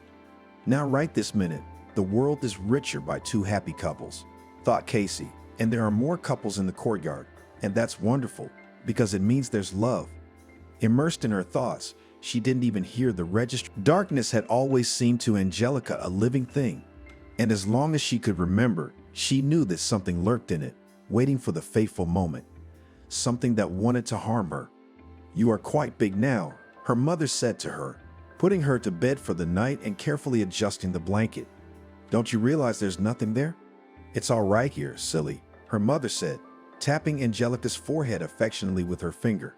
"Come on, grow up soon and nothing to be afraid of." On this inclement, thunderous night, standing in front of the window, the girl remembered her mother, who was gone a little more than a month ago. The still young woman had faded away in a matter of weeks after doctors had told her she had cancer. How had they looked it up? Nobody knew. Just Angelica's mom thought that fatigue is from work, from household chores. And now her daughter is all alone. Wrapping her arms around her shoulders, she pressed her forehead against the cold glass and stared into the darkness, the first floor of the house, and it seems that there, beyond the window, the abyss. It was well past midnight on the clock, but Angelica didn't even think about going to bed until the footsteps, the fumbling of her stepfather in the next room, were hushed. He was drunk again, and when he was drunk, Angelica was almost more afraid of him than of what lived in the dark. In fact, John had demanded that she call him Daddy from the very beginning as soon as he entered the family 4 years ago. But Angelica had never uttered the word for him. Yes, she didn't know her real father. Her mother had never told her anything about him, but John, never could he be a real daddy to her. And no amount of candy and toys and sweet words about how much he loved his girl could change that. And when he tried to give her a kindred hug, Angelica felt the grip of a snare. Angelica learned about snare, by the way, early because her grandfather kept one in his collection of antiques. Grandpa had his own room, and it always seemed to Angelica a cave of treasures. What wasn't there? Huge books, colorful rugs, strange pictures that her grandfather Robert called engravings. A big globe, not at all like the ones at school. And about the huge trap, her grandfather said it was a 19th century antique. When Angelica was little, she couldn't understand what the 19th century was. Even what her grandfather said didn't help. It was a time so long ago when even his own grandfather had been a baby. Robert also said that this trap had once been used to hunt special, magical wolves. But Mama didn't like that kind of talk. She said that because of them, Angelica would never stop being afraid of the dark.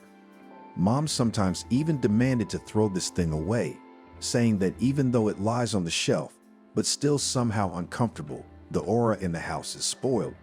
But grandfather only waved away and said that the aura, if it is at all in nature, spoiled people, but not things with a good family history. Daughter. Stepfather's quiet voice at the door pulled Angelica out of her silent stupor. She shuddered and turned around. Angelica, open up to Daddy. You're awake. Are you afraid of a thunderstorm, little girl? The nightlight is on. There. She clenched her teeth. What kind of little girl is she to him? A week ago she turned 18. But no celebration, of course. Shortly after her mother's funeral, no wish. Just that day had passed and that was it.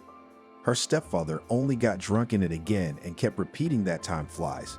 And she for him will always remain a daddy's daughter who belongs only to him. In general, the stepfather said strange things when he was drunk. And when he was sober, he did strange things. For example, he loved to move things from one place to another. For example, the mug Angelica used to drink tea from in the morning, and then began to say that no, he did not touch anything. It is with her head something apparently is not so. Go away, please. I'm tired. I want to sleep. Go away, you're drunk. Angelica's voice sounded unsure. The stepfather outside the door seemed to run his fingernails over the door. No, the stepfather exhaled hoarsely and the door opened. He stepped into the room, closed the door. What are you running from me for, huh? I won't hurt my girl. The stepfather licked his lips and Angelica felt nauseous. Suddenly, his hand reached out and put out the nightlight. Small in the form of a lantern, from which on the walls danced figures of forest animals and close to the stars. It was a gift from my mother long ago, and every night burned until morning. Turn it back on. Angelica's voice trembled. She couldn't bring herself to move from her seat. No, it wasn't completely dark in the room after all. There were lights burning in the yard, and the lightning seemed to strike without ceasing. But the disappearance of the source of warm, soothing light struck a whiplash on her nerves. Afraid of the dark girl. The stepfather was getting closer. What do you want? Let's talk tomorrow. I'm tired, Anne. Do you want to go to bed, my girl? The stepfather licked his lips again and hiccuped drunkenly. Angelica gasped, her body trembling.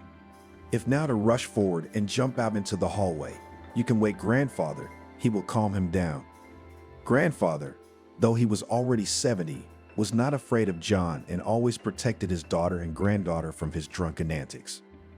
Except that the stepfather was ahead of Angelica and rushed first, right at her. He dug into her shoulders, pressed her against him, turned her around and pushed her onto the bed. Her scream froze, not breaking through the sweaty hand clamped over her mouth. What, do you think you become a big girl and can disobey your father? She's already 18, so everything is possible, puffed stepfather. Angelica desperately resisted, but the forces, trivial simply by the weight of her stepfather and her, were not equal. The belt buckle jingled. Tears in the girl's eyes clouded everything around. Nightmare, darkness, the worst fears that she hadn't allowed to fully materialize in her head until now had become reality. Angelica snapped out a low, pitiful moan. But the one who hovered over her, it did not stop, only seemed to inflame even more. A big one, so muttered the stepfather in a slurred tongue. You're already out with the boys, aren't you? And Daddy then, I sighed. Well, nothing. I'll teach you how to obey. And suddenly the door opened. The light on in the hallway illuminated the figure on the threshold. Grandpa. In an instant, he was beside her, and then some force simply yanked her stepfather off Angelica, tossed him aside like a sack of garbage. Barely, with difficulty she realized it was her grandfather who had done it. But he always seemed so weak, and here, sitting up on the bed and correcting, returning the pajama shirt torn by a ruthless hand to her bare shoulders, Angelica opened her eyes and watched as her stepfather, who had barely begun to rise, took flight again, now against the wall. Grandfather just stamped him, and then hit him in the face with a full swing. John yelled something, tried to swing his fists back, but the forces were not equal, and in addition, he was tangled in his own pants. Finally, grandfather gave him a final, from the heart, as they call it, a blow, from which the stepfather just howled and began to roll on the floor. And the next powerful blow, grandfather clearly deprived him of his senses. Angelica, the grandfather turned to his granddaughter. Get dressed. Grandpa, she started, but the stern look immediately canceled any talk and slowness. The girl grabbed a sweater, jeans. Grandpa grabbed her stepfather by the scruff of the neck and lifted him off the floor. Not exactly carrying him, but dragging him. "Grandpa, don't kill him," Angelica exclaimed. "Well, what are you?" grinned the old man. "Teaching enough for a start. What we will do." "What are we going to do?" Angelica froze. "We'll leave. Right now." "What?" "Oh, granddaughter. I should have waited for nothing. I thought maybe he would come to the senses. You see, he's lost his human face. No, we're leaving now. I've already decided where to. You obey your grandfather and pack your things. I'll call a cab and I'll lock him in the back room. He'll wake up in the morning, knock on the neighbor's balcony. He won't be lost. He'll live. Although, such a creature." With a hum, grandfather disappeared into the corridor. Angelica acted, feeling as if in a dream. Take out the bag. Leave what was at hand. Oh, how lucky that recently in the room put in order and at least did not have to look for long documents and all the necessary little things. The tears had not dried up yet, but the girl was laughing nervously. What's going on?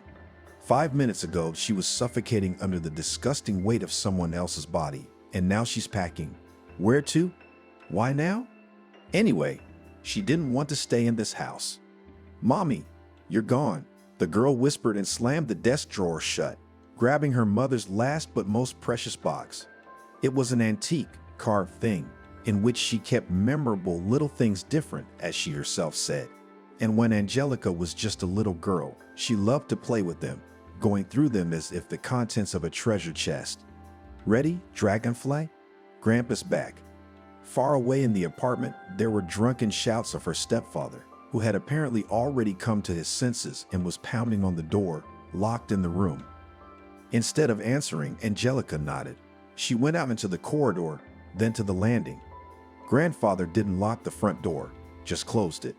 Now to the elevator and down. Why are we leaving? Where to? Angelica asked when they stopped at the elevator. Robert didn't answer right away.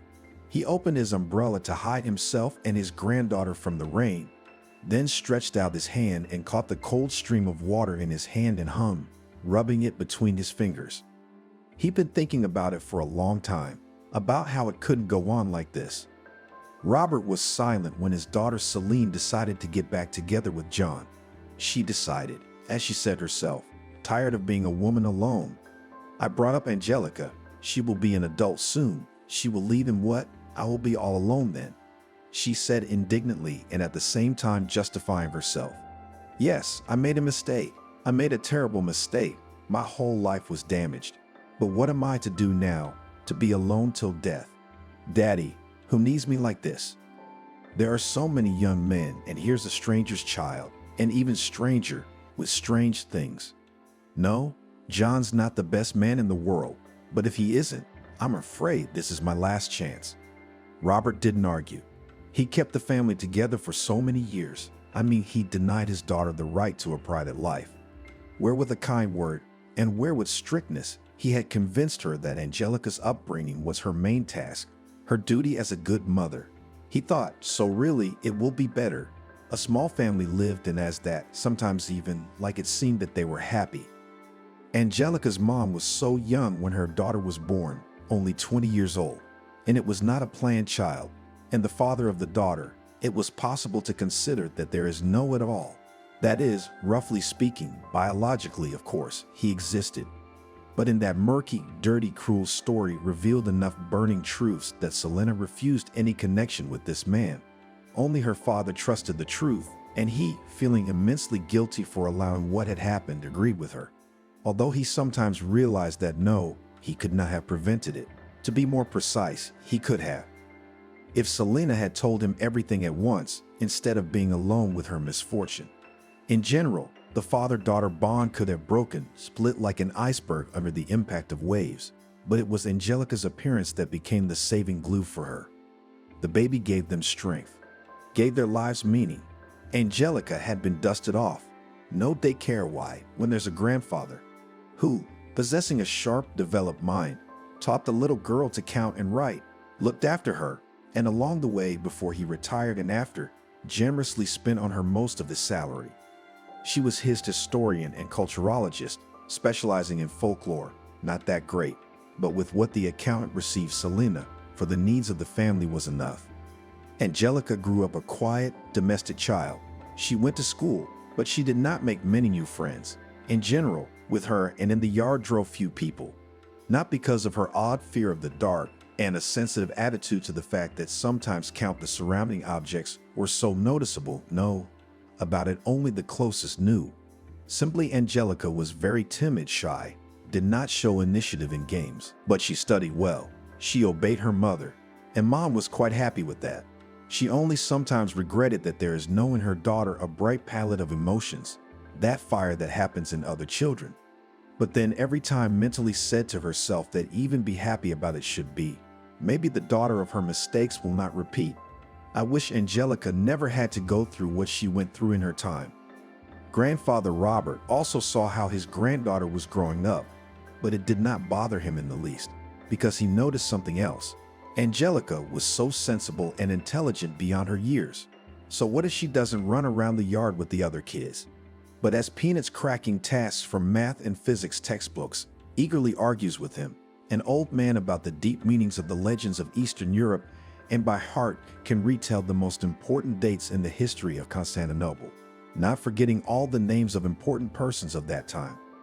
Sometimes the granddaughter talked to her grandfather about the future, about what she wants to become, and every time she kept saying that she wants to be like him, also to study history, culture, folklore. Wouldn't you get bored? Robert asked with a sly squint. It's more work in the office. It's not an adventure with treasures, as in the movies. But it's interesting, answered Angelica invariably. And you can work very much alone. What are you? You do not like human society. Are you a bear? Which and alone in the wilderness of the forest is good? Once asked his granddaughter grandfather. And if I am a bear? Replied Angelica. He is big. No one will hurt him. No, grandfather. I love people. It's just, I think I'm something else. You're the only one, Robert grinned, and the best granddaughter I've ever had. And that, believe me, is even more important than science. And even if you become a fool and forget your alphabet and your name, I will always and always love you. Much later, looking back, Robert thought that he would not have allowed that Selena got together with John.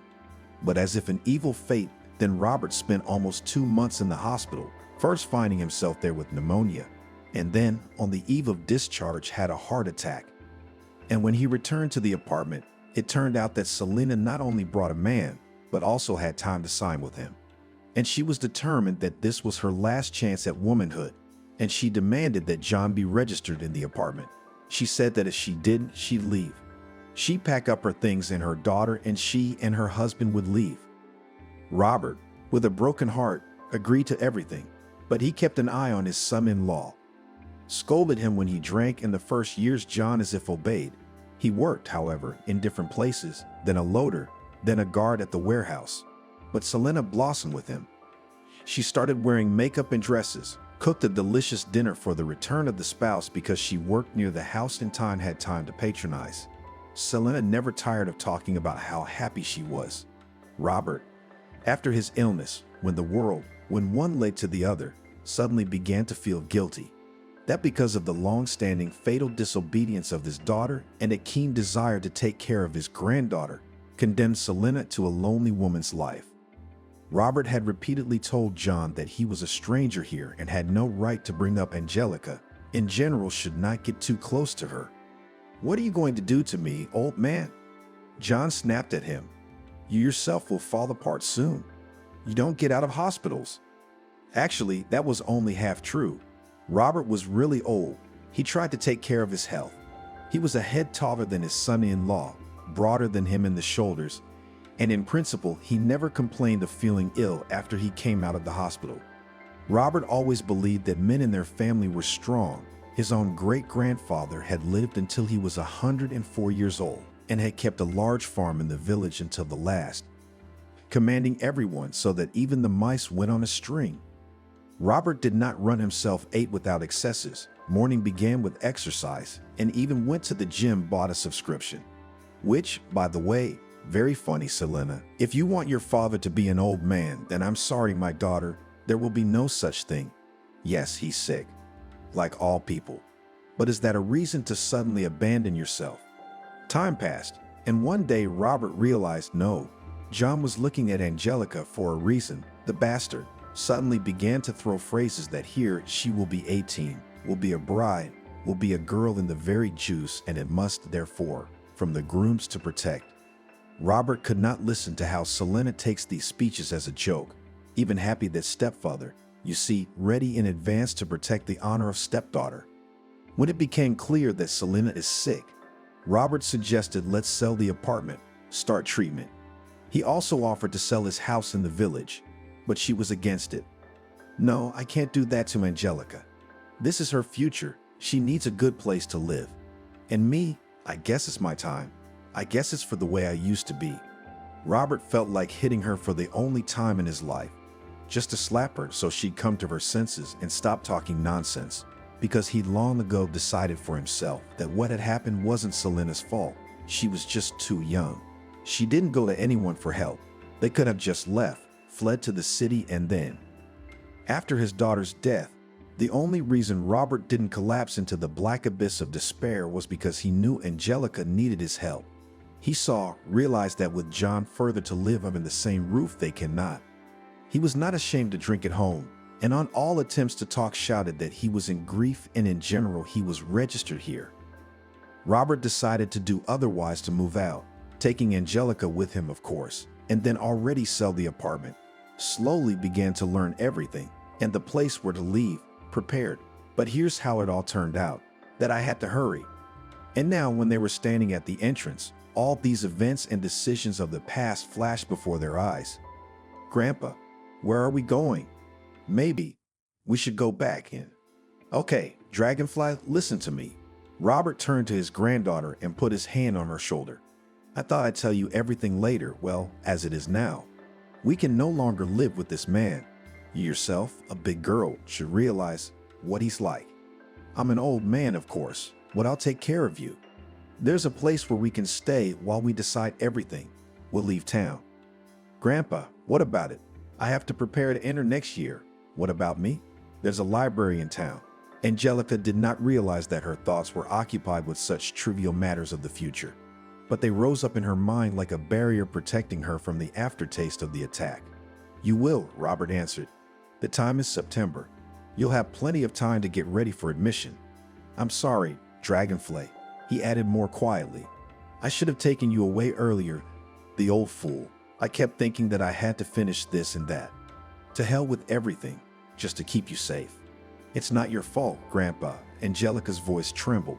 Why did Mom bring him? He's your mom just loved and did not listen to her mind. It happens in life. Well, granddaughter, do not cry. I want to go back and unscrew his head. Angelica sobbed and hugged her grandfather. Don't. Let's really just go away, even to the end of the world. And where are we going? To your friends? No, Dragonfly. We'll go to my small homeland, to the village of Boars. Ooh, that's all the girl could say. She would have been less surprised if her grandfather had said that they were going, say, to Paris. Angelica knew that this village was somewhere far away, but she had never been there. Her grandfather had once told her, when she was still a little girl, about those places, about how free and beautiful it was there. But then Mom heard it and yelled at Grandpa. She said she shouldn't tell her daughter about it. She'd had enough of that damn place.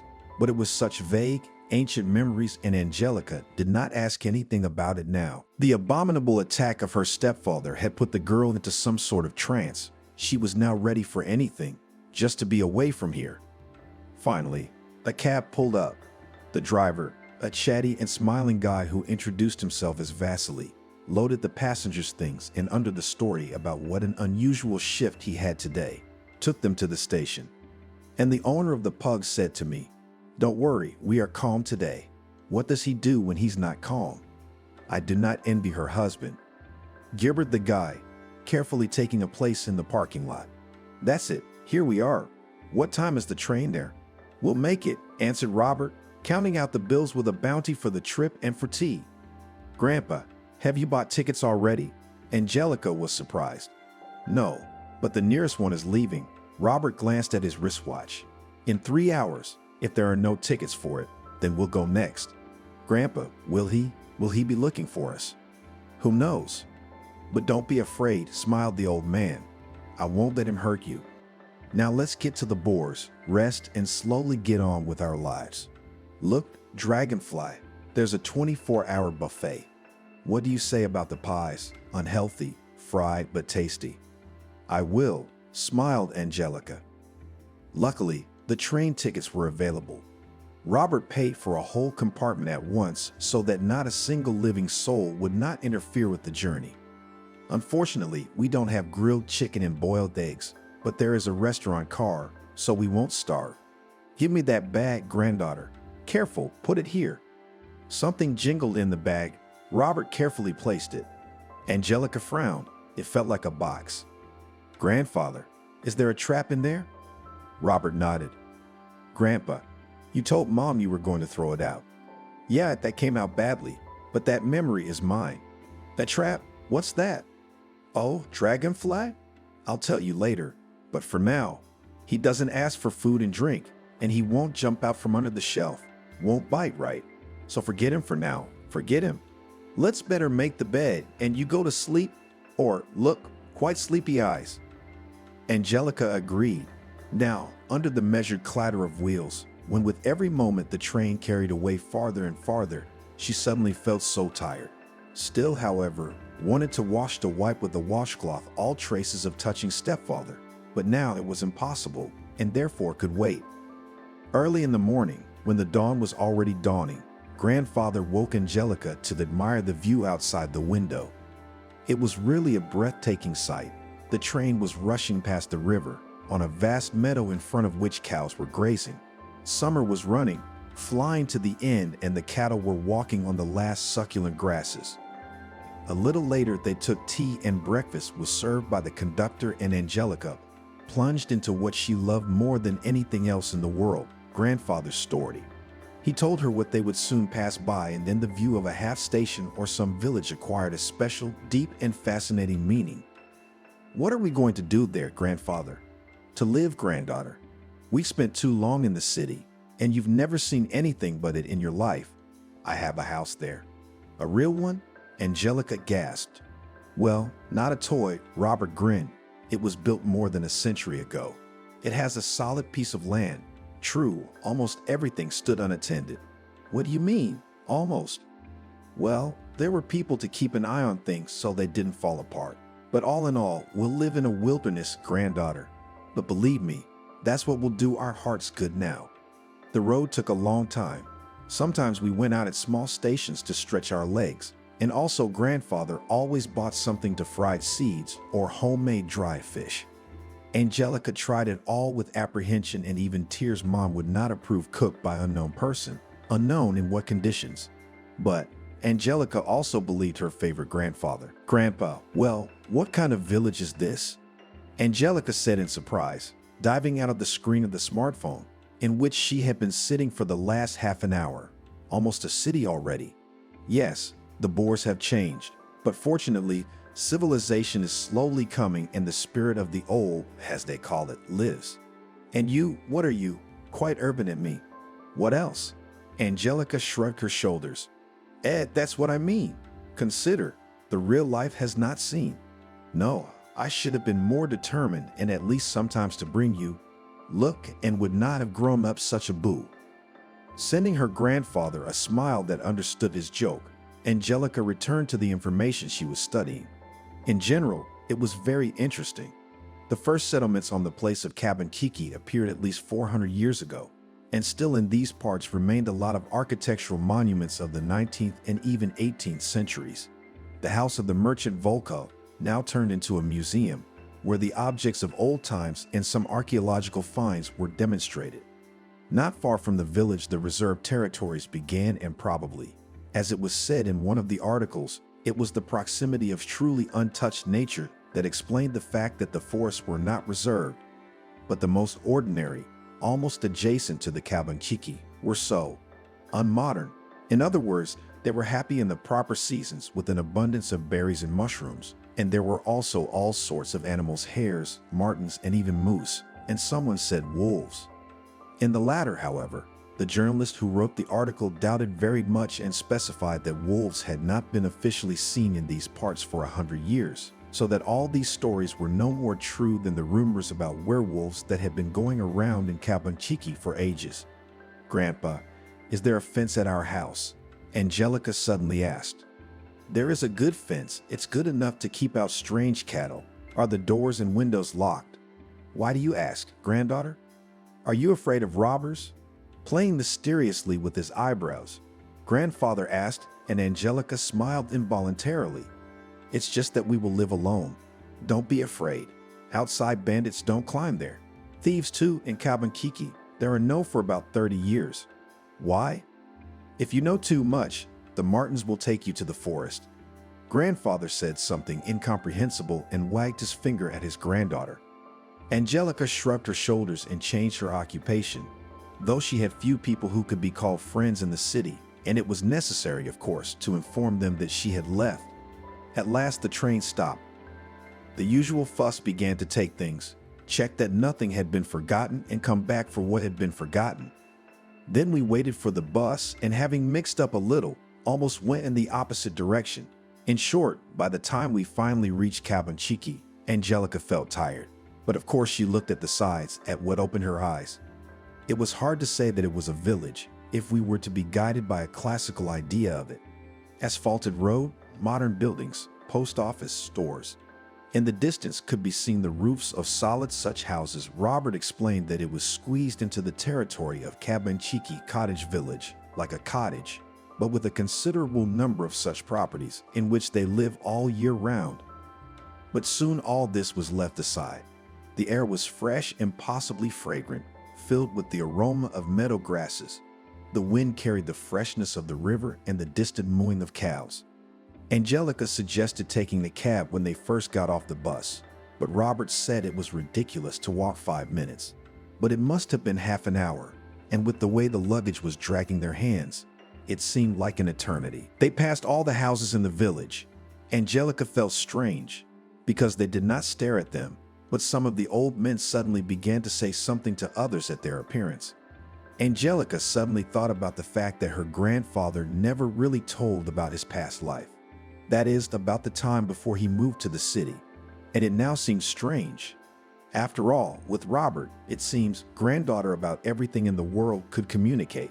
So why wasn't this period of his life covered? I could not believe that his grandfather had nothing to tell about his youth, but what he told was scraps, as if from the ancient story torn out pieces, erased some of the words and so presented, and unclear to you and curious to the horror of what is there, in fact, what is there. "Wow, Grandpa, is that your house?" marveled Angelica, when finally they got out of the village, or rather left the last of its houses a few hundred meters behind them. Grandfather and granddaughter stopped in front of a 2-story brick house with a tile, once must have been red, but now lost the richness of color roof. The windows were boarded up. The paint had peeled off on the walls, revealing the brickwork. The girl thought suddenly that the house looked like a huge, lying in hibernation beast. A long period of idleness had made it quite heavy, clumsy, and the fur on its sides had piled up, in some places falling out, exposing the base of the hide. What nonsense comes to mind sometimes. Shaking her head and shrugging her shoulders, Angelica approached the wrought iron fence, covered with some greenery, touched the black bars with her fingers. It seemed that it had been painted at least last year. Otherwise, it would have rusted for so many years. There was a shrill, howling squeak. Grandfather opened the lock on the gate, and now with effort pushed it forward, opening it. "Welcome to our domain," he said importantly to his granddaughter, lifting his hat above his head. Grandfather had always, for as long as Angelica could remember, loved hats, and in summer he always wore light-colored sailcloth hats, which made him, together with his neat beard and mustache, look like an ancient professor. This resemblance, by the way, even did not spoil the habit of grandfather to wear under suits not shirts with ties, and t-shirts from youth stores bright, with bold prints and bold inscriptions. The porch of the house inspired apprehension, but it didn't fail when Angelica climbed it. It was her turn to unlock the doors, and they creaked open with an equally shrill creak. "Oh, what a mess!" Robert shook his head. I'm going to have to work here. Is there heating? Angelica asked, suddenly worried about the comfort of her new home. From the boiler in the basement. I bought a new boiler 3 years ago, but it was idle. The girl only shook her head. It was surprising and strange that the grandfather cared so much about the place where no one lived for many years, in which they did not even go on vacation. True, now it became clear that when grandfather left, as he said, on business, he probably came here to see how the house was. A spacious hallway with a wide staircase going to the second floor created the illusion that the house was much more spacious than it seemed from the outside. Watching her grandfather, Angelica thought that he took such an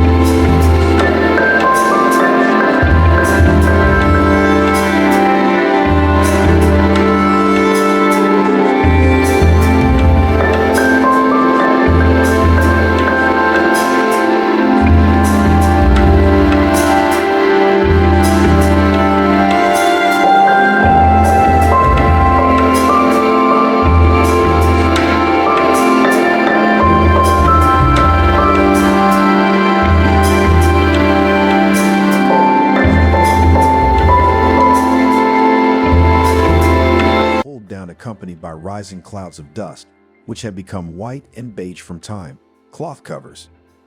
Angelica had noticed even earlier that inside the house looked very old-fashioned. Under the ceilings there was fanciful molding with bunches of grapes and some figures of either people or animals, and now the furniture was found, natural wood it seems.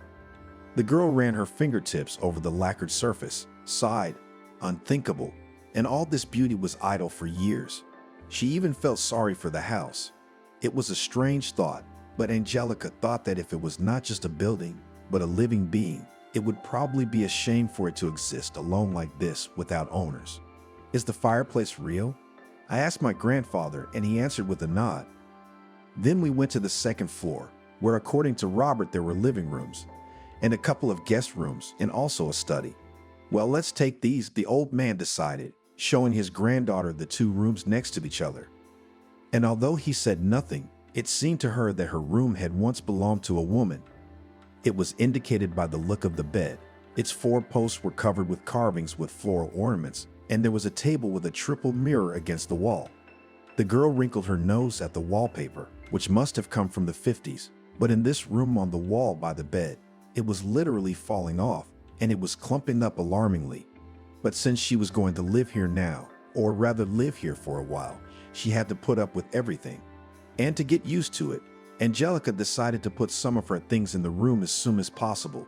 Her mother's jewelry box on the table with mirrors, her favorite nightlight on the bedside table. The girl froze. Then she rummaged through her bag once more. The nightlight was gone. No, it was not lost. She left it in the room of the city apartment. Forgot. Oh, dragonfly. Like a little girl, honestly, sighed grandfather when Angelica shared her sadness with him. But it's not good to sleep with the light. Grandfather, please don't start, Angelica said, almost crying.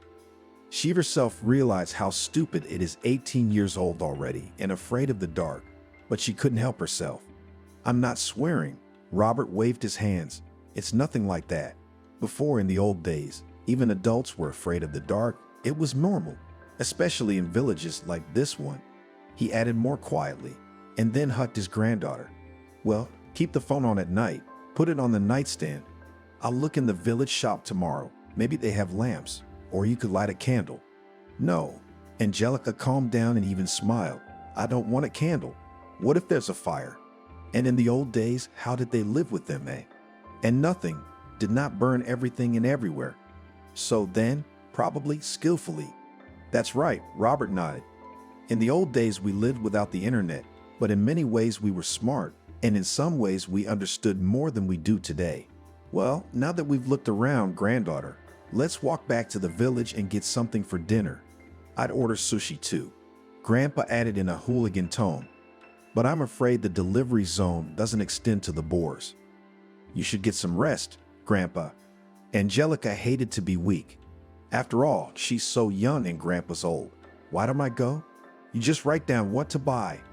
Okay, he agreed. Before going to the store, still found out that the water supply in the house again has heating from the boiler, and in principle the quality of water is not frightening. So Angelica went shopping almost in a good mood.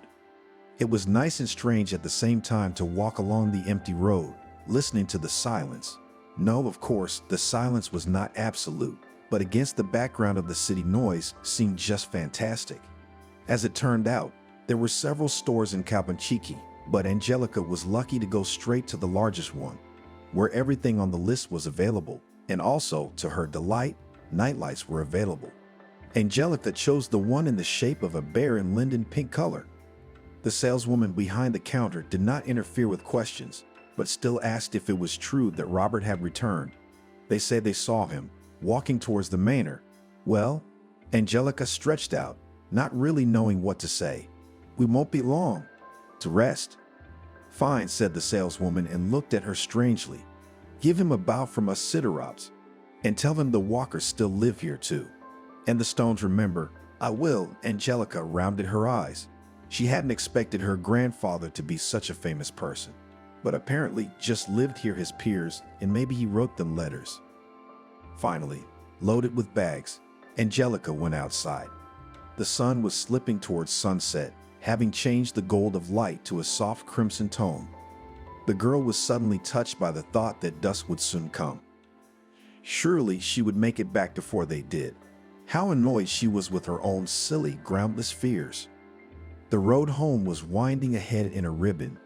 Angelica passed a woman with a full basket, by the look of it, of the early mushroom harvest, and the girl made a note in her mind to offer her grandfather to go mushrooming. 4 goats also passed by. The animals kept in a flock, and drove them barefooted boy, who paid no attention to the new resident of Cabanchique, too absorbed in the fact that not to let run away his small herd, and in addition still hummed under his nose some song. Girl, do you need a ride? The rustle of tires of the car approaching from the back and the voice of the guy who stuck out from the driver's seat took Angelica out of the state of pleasant, almost meditative thoughtfulness. No, thank you, she replied politely and even smiled, and quickened her step a little. Not that Angelica was afraid, but it was somehow unpleasant when you are alone on the road, the darkness is getting closer, and behind you a car with 4 strange men crawls. What are you doing? One of the guys in the back nodded. Hop in, we'll give you a ride. Are you afraid? The driver grinned. Why so? Are you a city girl? Angelica shuddered. Only this is not enough. What to do now? Turn around and go back to the village where people are. Drop the heavy bags and run? Hey, what's the big deal? A new participant in the events unfolding in the dwindling twilight approached from the direction of the village, just like the car, but on a bicycle. It was a tall, blonde-haired guy wearing glasses with round, old-fashioned glasses, and Angelica, though the situation did not dispose to the thoughts of outsiders, but thought that he looked something like a student from the old Soviet movies that her grandfather liked to watch. Even dressed similarly, plaid shirt, vest on top, but the jeans and sneakers, of course, are quite a modern detail. Hi, Alexander, gritted his teeth and averted his eyes the guy who was in the driver's seat of the car. Nah, just offering a ride. Well, the blonde grinned and slowed down completely, stopped the bike, so that he was exactly between the car and Angelica. Would you ride? Come on. Another guy from the car spoke up. We didn't do anything wrong. I'm sorry. All right, let's go, guys.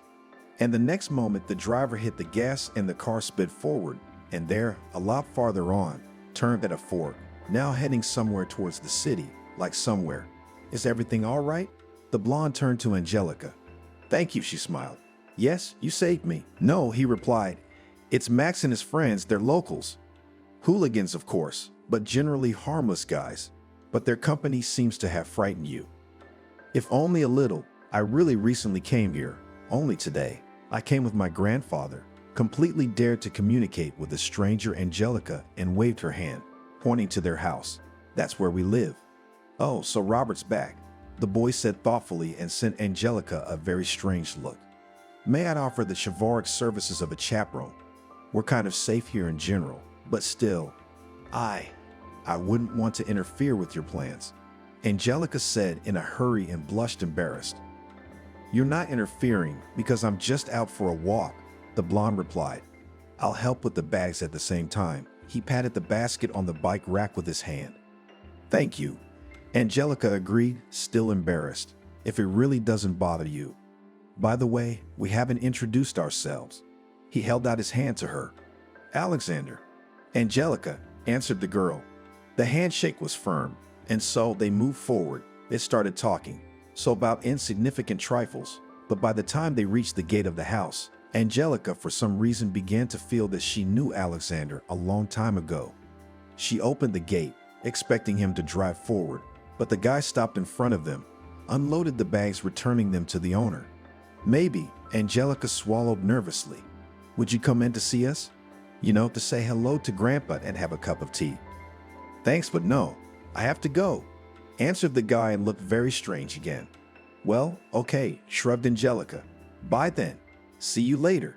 The guy replied and turned his bike around and rode back. Angelica decided not to tell her grandfather anything, because in fact, nothing particularly important or interesting had happened. They hastily prepared dinner sandwiches, drank tea with cookies, and went to bed. Angelica slept unexpectedly well at the new place. She had a wonderful dream, which was equally frightening and exciting because usually the girl saw something ordinary, a repetition of her everyday life, their routine. But here she was in the village, or rather in the yard of their house.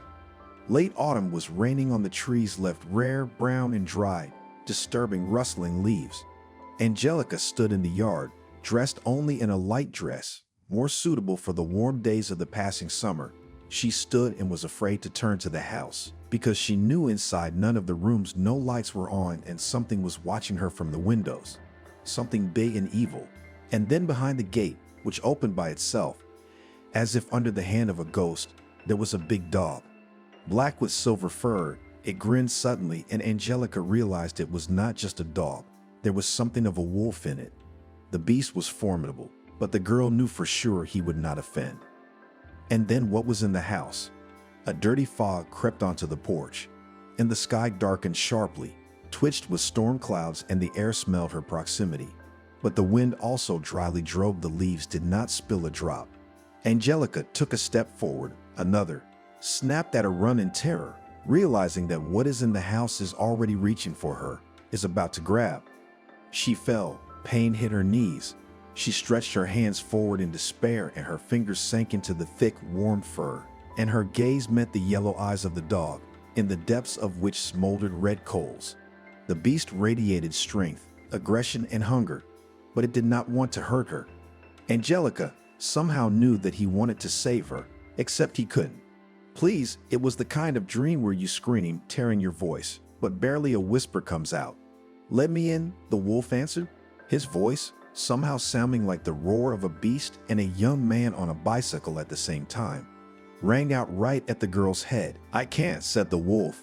First you have to invite me in. Angelica had already opened her mouth to say the cherished words, but then the fog caught up with her. It touched her ankles and yanked her back, and her stepfather's nasty voice sounded behind her. There you are, my girl. Angelica woke up, jumping up in bed and gasping for breath. Outside the window was a clear, golden dawn. The house became noticeably cooler. Probably it was worth adding heating.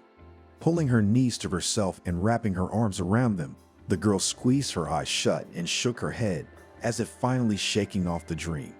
What a dream! In the morning, grandfather announced that he was going shopping, and also for an assistant. No need, Angelica said. I can do it myself. You think, Dragonfly? You're a hard-working bee and you know how to do everything, but there are a lot of worries here. Nothing, the girl answered cheerfully. There will be something to do. Will you be back quickly? Maybe we can go to the woods later for mushrooms. That's a good idea, smiled the grandfather. We'll do that. By the time he returned, Angelica, of course, had not managed to do everything, but still the most necessary rooms were cleaner. We went to the forest. It was fun, especially when the grandfather began to strictly correct his granddaughter's clothes, as it should be to ensure that no gnats or ticks did not bite. Angelica had a very vague idea of the mushroom variety in the wilderness, and so grandfather's detailed story about what you can eat here and what not, accompanied by all sorts of simply curious facts, came just right. Grandpa also told a little about the locals, and Angelica decided to open up about what happened yesterday. I don't know Alexander at all. Robert shook his head. But I think we should invite him to tea. If only as a courtesy. Tell him if you see me insisting. We walked in the forest until late afternoon, and there we had another snack of sandwiches and coffee from a thermos. They unanimously decided to have dinner with mushrooms and fried them with potatoes. Angelica's grandfather didn't let her do it. He said that there are dishes that he, doesn't trust anyone. At dinner, we did not utter a word too tasty. Everything was too delicious, impossible to distract. But then, when grandfather, again without any help, brewed a fragrant tea, it was time to talk. Robert told his granddaughter that they had come, of course, to rest. But it was also time to seriously deal with his life. I think it's time for you to learn something about our family and why your mother has been alone for so long. Perhaps I should have told you about it sooner, but I once made a vow to Celine not to tell you anything. But I think that was a mistake. I'll be honest, granddaughter, I feel like I'm betraying my daughter's memory, but I can't keep quiet. There are things you can let go of, but you must know. And we'll start from afar. It turned out that the ancestors of Angelica's family on her mother's side were scientists, at least in 4 generations, and all of them attracted not exact sciences, but history, literature, folklore. Therefore, in many ways they were happy to take in the family of Angelica's grandfather, because he did the same thing. Angelica's great-grandmother on her mother's side was, as it became fashionable to say in the modern world, psychic, and it brought her fame, but not particularly good. But personal happiness was not. In the end, this intelligent and talented woman, as Robert said, went crazy. Your mother was under the impression that this was not the first woman in your family named who, shall we say, had peculiarities of consciousness. Your aunt. Well, what's an aunt? My grandmother's next of kin, let's call her that, was sleepwalking. My wife, that is, your grandmother, she was afraid of water since childhood, and you know what fortune tellers told her? That she had drowned in a previous life, and she so believed that. So sorry for the details, but even the bath refused to take, and our vacation, if we went to the sea, turned into an unbelievable thing. She wouldn't even wet her feet. Grandfather, cautiously, fearfully even asked Angelica, "Do you think I'm afraid of the dark because I'm going crazy?" "No, well, what do you mean?" The old man was indignant. "It's just that you're an impressionable person, but I'm afraid some inclinations in women of our kind still have. Only, Angelica, here, I beg you, do not think that you go crazy. Rather, I repeat, you are extremely impressionable nature, and you in life contraindicated strong emotional shocks. And also, by the way, if you believe what went among the women of our family, you may have the gift of a psychic, a seer. I wouldn't want that." Angelica shrugged shakily, though the room was very warm. "What happened to Mom?" "And with her, dear, what happened is this, and again I'm sorry that you have to learn all this.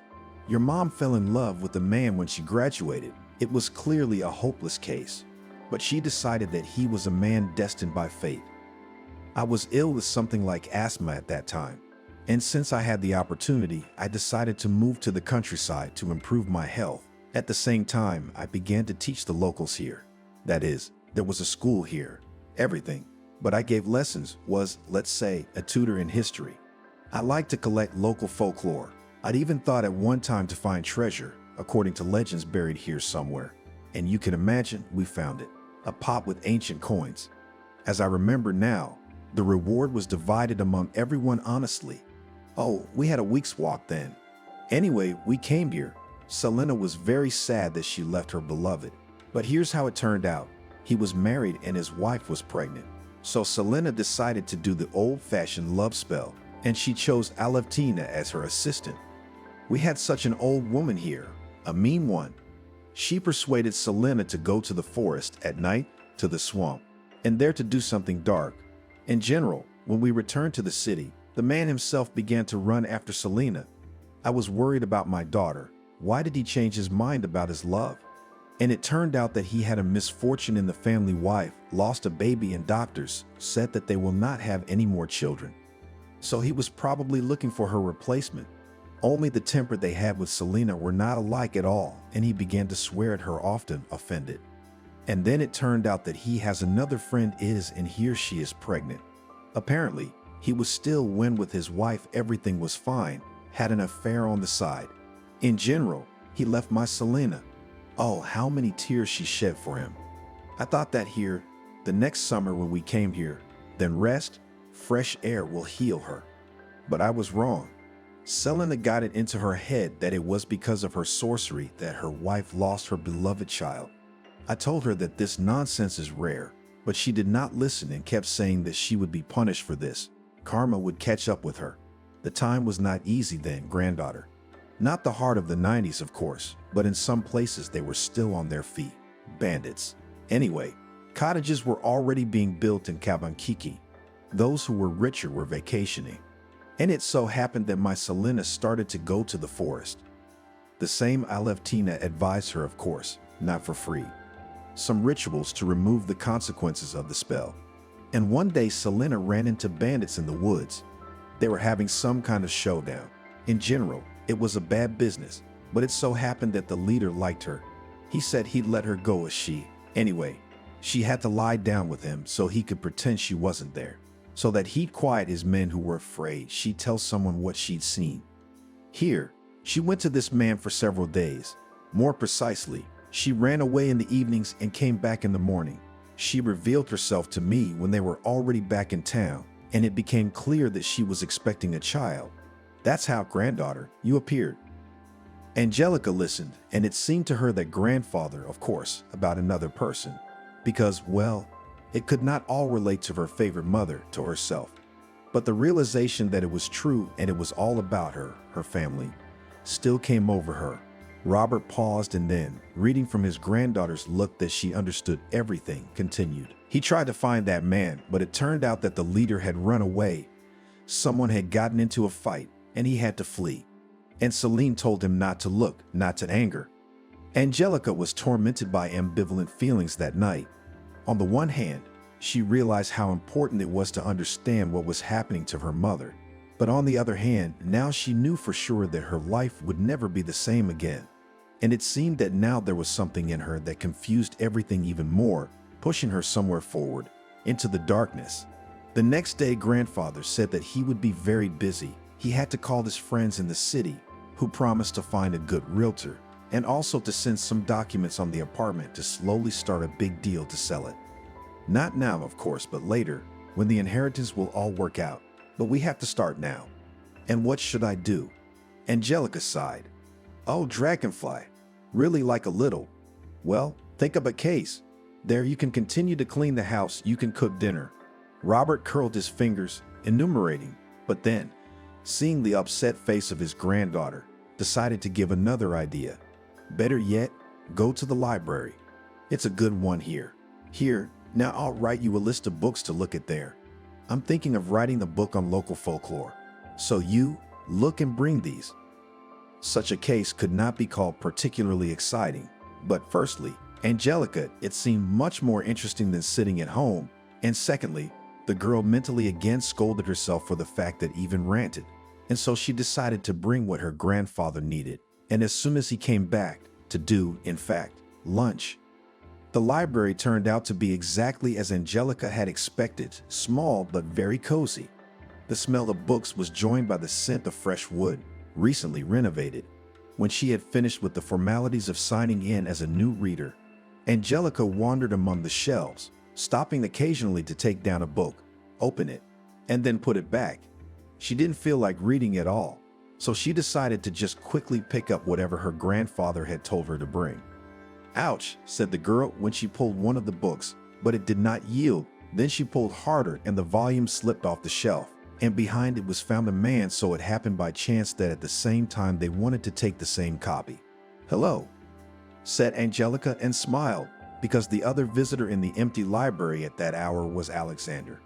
It seems that we have already changed to the first name, he smiled. Yes, sorry, I'm sorry. The girl was completely confused and hastily handed him a book. Take it. I think you were the first to take it. It's okay, he refused. I was just looking for something to read on local legends, and you seem to be collecting a list, he nodded, his eyes pointing at the sheet clutched in Angelica's hand. My grandfather sent me.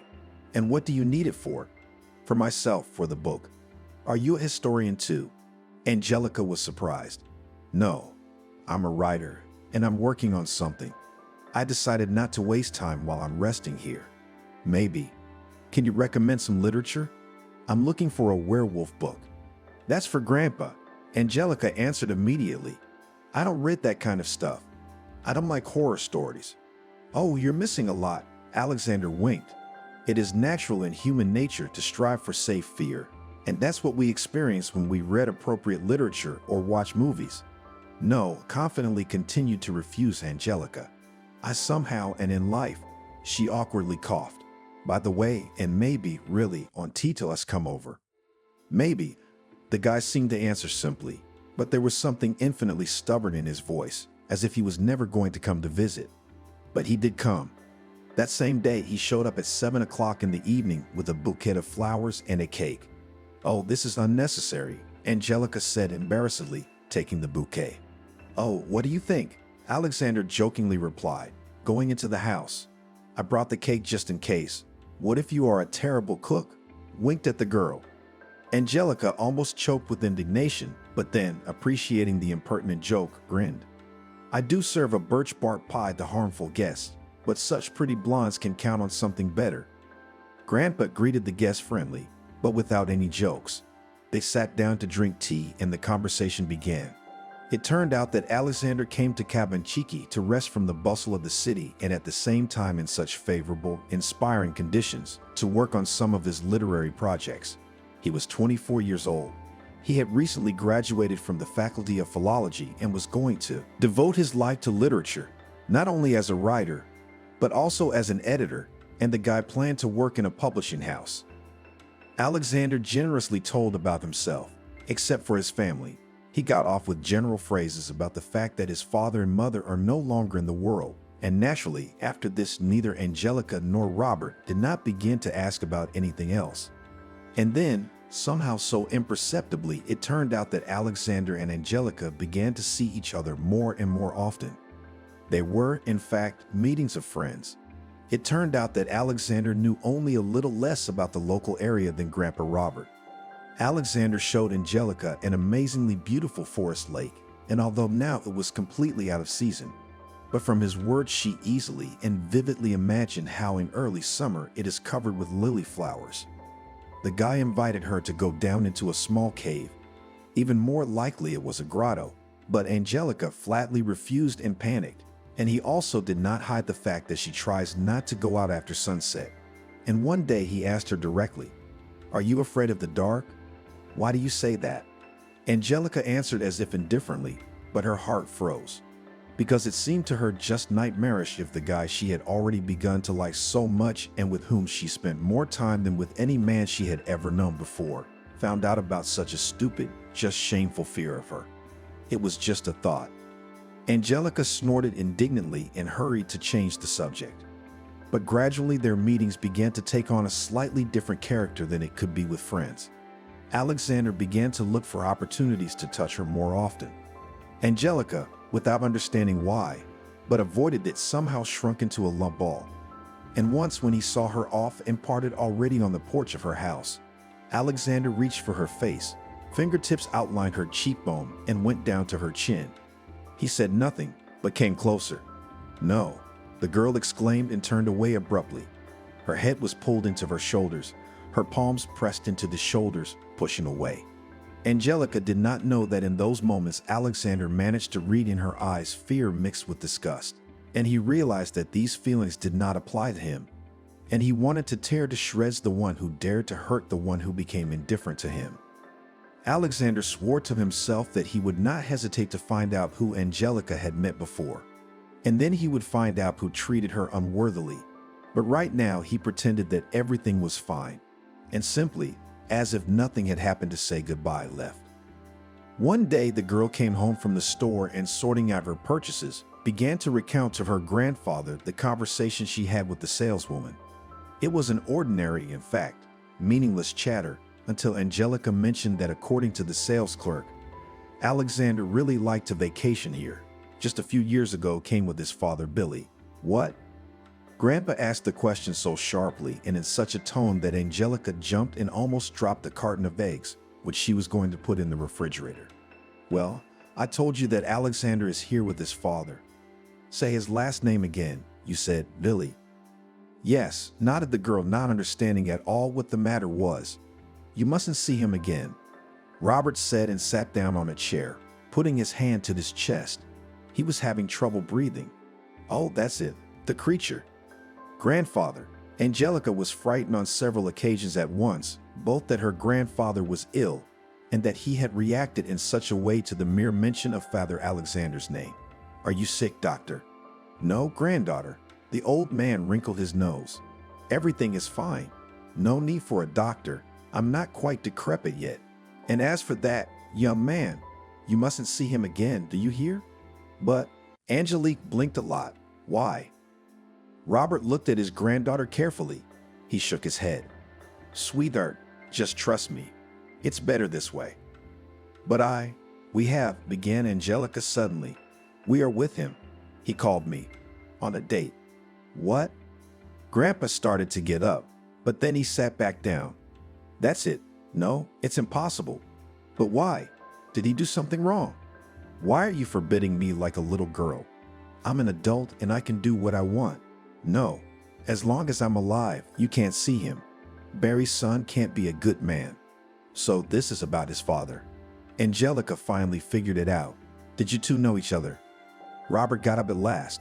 He came closer and put his trembling hands on Angelica's shoulders. Yes, granddaughter, Billy. That was the name of the man who, that's your father. Billy is the thug who crippled your mom's life. Alexander is his son, which means he's your brother. Angelique felt like the air in the room had run out. It had just been there and then it was gone. Instead of it spilled flames. And it now hit her chest with a heavy wave, making her gasp, look around panic-stricken. The girl waited in panic when she would lose consciousness, fall awkwardly on the floor. Yes, she would fall and hit, but for some reason it was not happening. What was said simply could not be reality, no. That her Alexander, that man who could so easily make her laugh, whose innocent touch awakened a storm of feelings, he turned out to be her brother? That's impossible. It's wrong. It shouldn't have happened like this.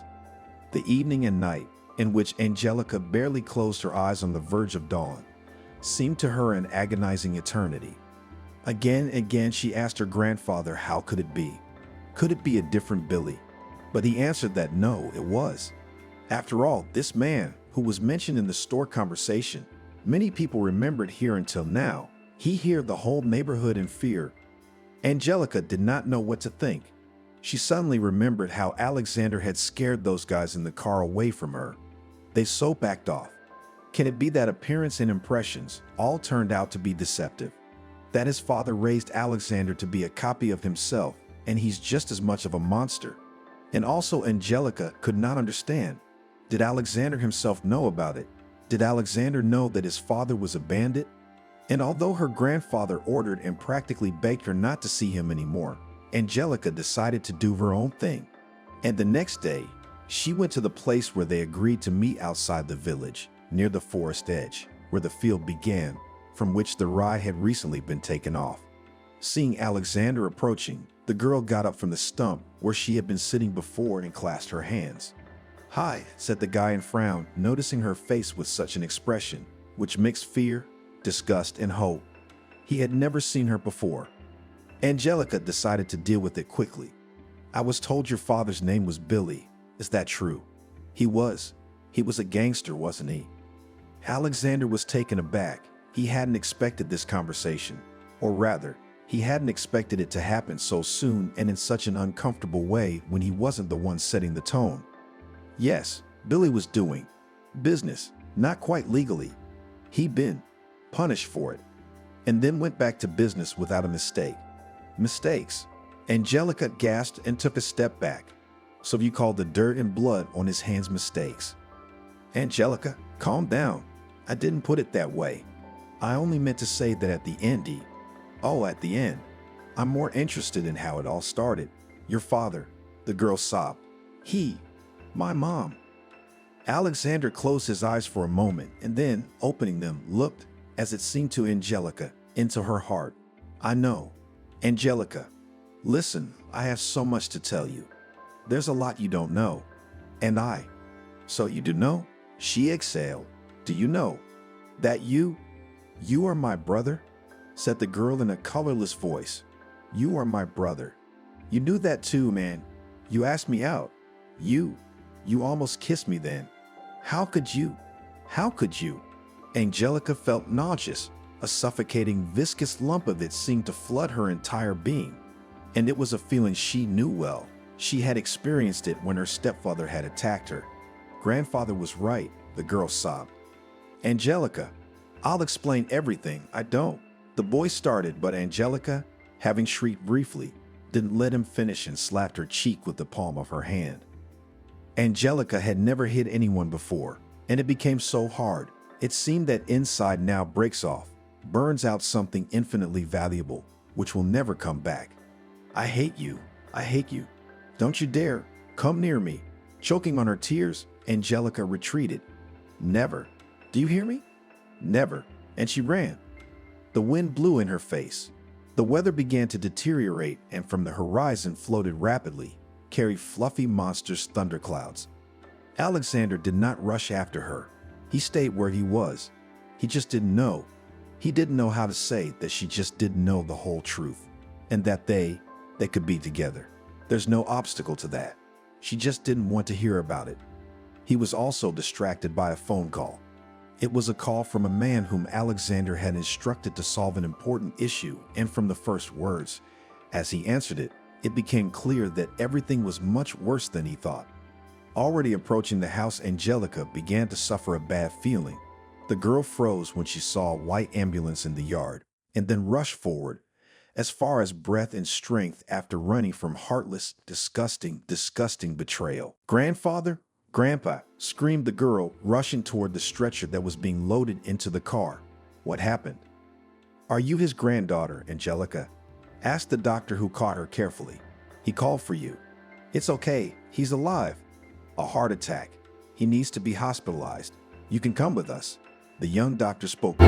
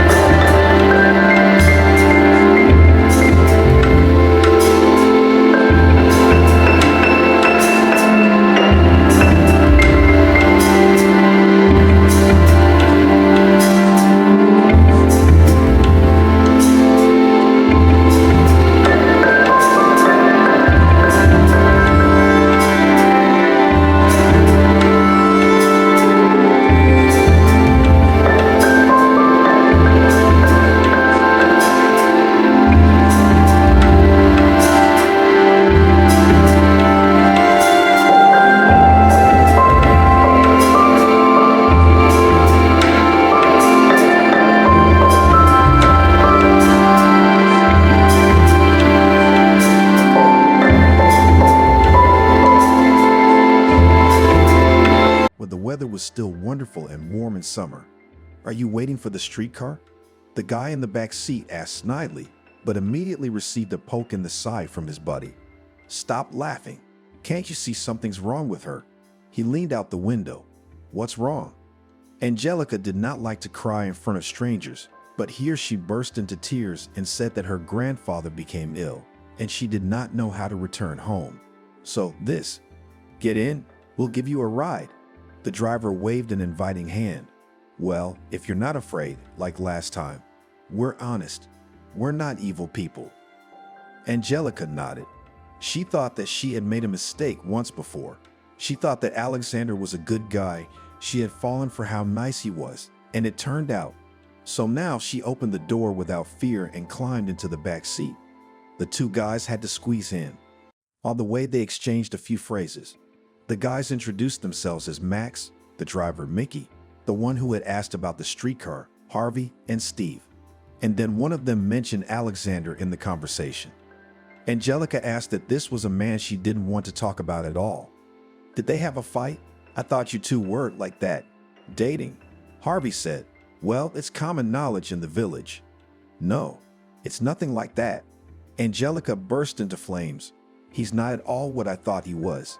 He's a terrible man. Is that Alexander? Max marveled sincerely. Well, you women honestly do not understand.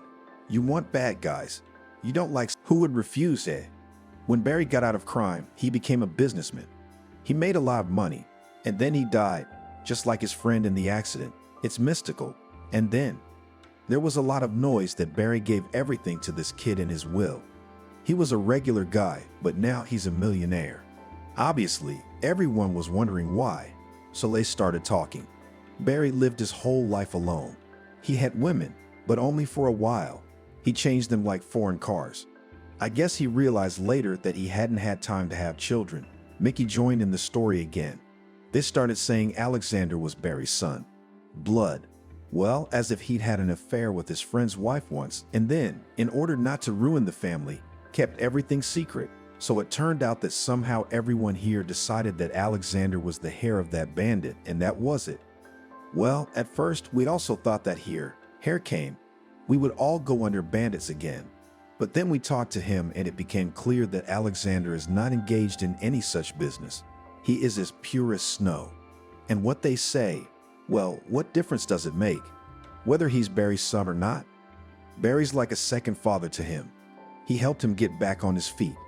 Oh, we've had a good talk, Steve said, nodding toward the road, where the village loomed ahead.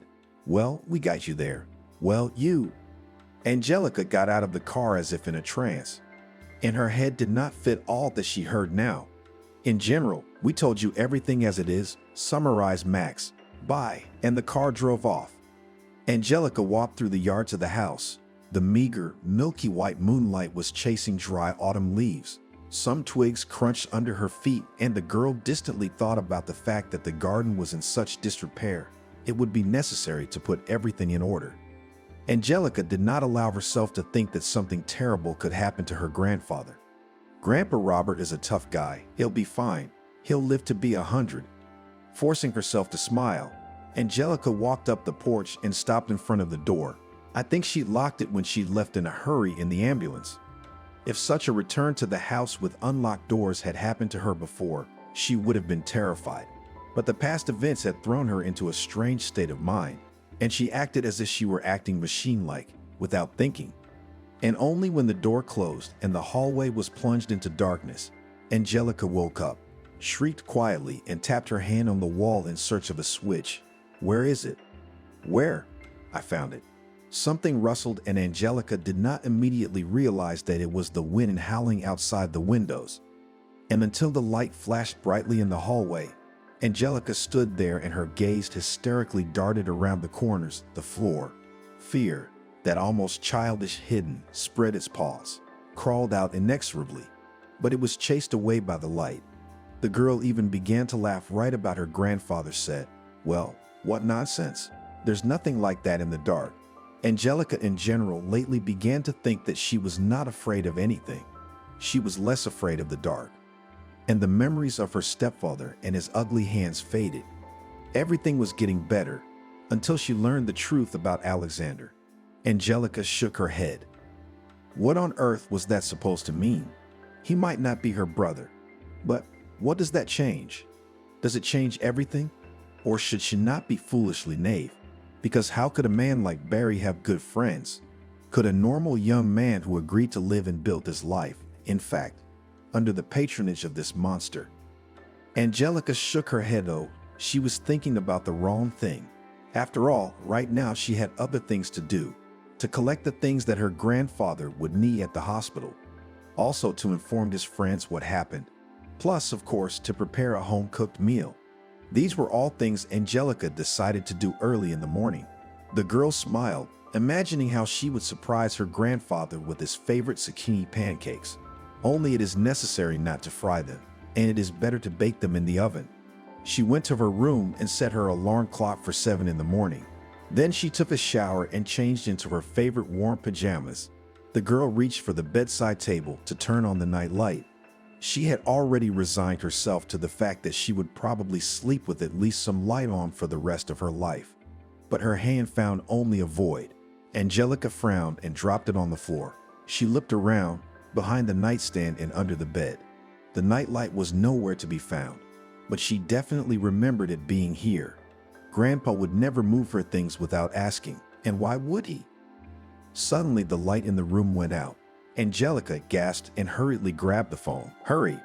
The bright light of the tiny flashlight built into it cut through the darkness. She stepped out into the hallway. There didn't seem to be any light anywhere.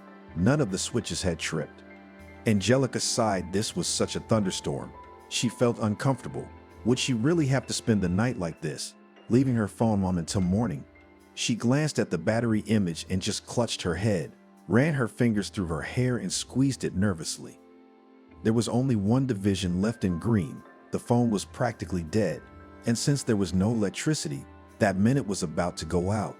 But before panic set in, she remembered that in the kitchen, in the sick closet, the most ordinary candles and matches should be kept, which meant everything would be fine. She would be left in total darkness. It was only a short walk to the kitchen, and in order not to be so frightened, because the darkness was too much around, Angelica quietly began to hum a song. A beautiful voice, my little one. The girl stopped as if she had hit a wall. Her body stiffened. No, not with fear. It was a different feeling. Hard, all-encompassing, paralyzing. She breathed often. Did you miss your daddy? Angelica glanced away, then found the strength to turn around. Her stepfather stood about 4 feet away from her on the threshold of the next room, the living room, lit sparingly by the moon, which had finally emerged as a gray disk through the gaps in the rain clouds. What? How? The words stuck in my throat, my tongue refusing to utter them. Did you think your old man would save you? My stepfather smirked, or rather grinned. Not hiding the pleasure, but not delaying it. He told his stepdaughter how it was, how he came to his senses in the morning, beaten, humiliated. For a few days it was all the same, where the little trash and the old man disappeared. But then different thoughts began to come, and then a man contacted him, called the lawyer who represents Robert's interests. He said that Robert intends to sell the apartment. And I thought, continued the stepfather, what does that mean? Me, the breadwinner of the family, on the street. All Angelica grew up, big became, and that's it. Do not need a man in the house. Thinks she will live on her own. She's so big. Well, what are your eyes bulging? Stepfather stepped forward. You grandfather, began Angelica, but he interrupted. You're a fool, Angelica. No, it was different. I've been here a long time. I've been looking after you. Well, it's a nice house. Expensive, I suppose. And you were so poor. Well, we'll fix everything, he muttered quietly, thinking something over, and smiled at her again in a nasty way. He looked at her from top to bottom, as if he were groping her. You're hiding in your pajamas like a sack. You should put on a nightgown, or even better, stockings. Angelica shook. She shook her head. No, she whispered, feeling tears forming in her eyes. I was just thinking, the stepfather continued, and took another step. How fortunate it all turned out. The old man's gone. You and I, sweetie, alone. It's a long night. We'll have time to talk, and you'll have time then to sign over your share of the apartment. It was only here that Angelique realized her mistake. She should have run to the street and then to the village. Of course, there, on the road, there would be nowhere to hide. But what prevents his stepfather now go looking for him? And the girl also thought that now it was time to call for help, but the phone suddenly went out of battery. Whimpering, Angelica shook it as if that would revive the battery. In this room, there was also a little light coming through the window. Angelica could see the table, a large armchair with a carved back. This was where Grandpa wanted to make an office, and suddenly her eyes caught on the bag, her grandfather's second travel bag, which had disturbed her on the train. It took Angelica only a few moments to remember what was stored there and how it could help her. Meanwhile, behind the door, somewhere in the corridor, John's drunken shouts and the sounds of doors opening were heard. He was checking the rooms, looking for her. And there was no doubt that sooner or later, and most likely not too late, he would reach this one. Could there be another way out? Angelica ran to the window, opened it, but second floor. She was just afraid to jump down. There weren't even any bushes that could theoretically cushion the fall, only the stonework in this part of the courtyard. Angelica cried again. Freedom is so close and she can't get it. Meanwhile, judging by the sounds, her stepfather had busied himself with checking the room across the hall. Trying not to make any noise now, Angelica grabbed the bag. She opened the box. Naturally, it was impossible to handle such a tool as this trap silently. The girl had time to curse herself. Well, where would she get the strength and in general, how to handle this thing? The trap had no teeth, and so Angelica could act more boldly, sharper, without fear of injury. Finally, it opened with a rattle. How she did it and did not realize it herself, just worked with her hands, turning off her head. In the next moment, the trap was on the floor near the door, and Angelica herself snuck away, lurking behind the closet, just in time. The door slowly opened. "Where are you, little girl? You know, I don't like hiding.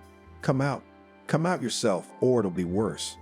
The last word turned into a shrill cry of pain as John's foot caught in the trap. He just didn't see it, because when he entered the room, he was shining the flashlight in front of him, not down below. Angelica lunged straight at her stepfather, dodged, but felt his fingers trying to grab her leg. Shit. John sent a couple more curses after her. The first wave of pain was gone, and his body had little sense of reality after the drink. The man realized that his leg didn't seem to be broken. John dug his hands into the brackets and pulled them apart. How did the damn thing open? How did it get in here in the first place? And how did Angelica, the weak, fearful Angelica, know how to do it? How dare she? After vividly imagining what he'd do to her when he got there, John finally managed to free the limb. He groaned through clenched teeth as he stood up, and decided he would never let the girl live for this. Angelica ran through the dark house, and for the first time this darkness did not frighten her. Now all the horror, all the fears, all the nightmare that could only exist for her in the universe, embodied in her stepfather. The girl was descending the stairs, had already put her foot down on the last bottom step, when suddenly the foot in the slipper awkwardly led sideways. Shrieking, Angelica fell down, bumping her elbow painfully. Gasping for breath, she got up and ran into something. Strong arms embraced her, lifting her above the floor. The girl screamed, struggling to break free. "Angelica, it's okay. Angelica, it's me." The familiar voice had a better effect in an instant than if the light had suddenly turned on. The light, by the way, was coming from the street through the open door, and it was coming from the flashlight dropped on the floor by the one who was holding her. Angelica stared at Alexander's face, opening her mouth helplessly. For some reason she couldn't speak. Finally, she squeezed out hoarsely. "Your stepfather." Alexander nodded, then bent down, picked up the flashlight, and holding Angelica under his arm, led her to the door. "Come on, I'd already called for help." But she couldn't take a step. Her ankle was pierced by pain. Alexander picked her up in his arms and carried her out of the house. His car was just outside the yard gate. "What? How did you?" Angelica clung to him, clung desperately as he set her on the ground, and then, opening the door to the front passenger seat, helped her into the car. "I'll tell you later," he replied sternly. "Stay here." "Where are you going?" "No." Angelica was horrified when she realized that Alexander was walking back to the house. "It's all right," he turned to her. "But he mustn't go. He can't get away with this." "A trap," Angelica said hurriedly, wrapping her arms around her shoulders. "I said a trap." "What?" the boy asked in surprise. "Where did you? Are there traps in the house?" "One. Grandfather's. I put it in the room he came in and he got caught with his foot." "What have I done?" Alexander came back, leaned toward her. His palms rested on the girl's face, forcing her to raise her head and look into his eyes. "Don't worry. Everything will be all right. Just be here." Much later, returning in memories to the events of that night and the next day, Angelica wondered how all of them, starting from the moment when Alexander took her out of the house in his arms, were put together in one brief segment, as if cutting fragments from a movie in which she, by the will of an evil fate, was destined to play the main role. The stepfather was too drunk and clumsy. He ran into Alexander at the top of the stairs, but he almost fell down and the guy easily managed to pull him to the floor and tie the villain's hands with his own belt from his pants. And then came the hell.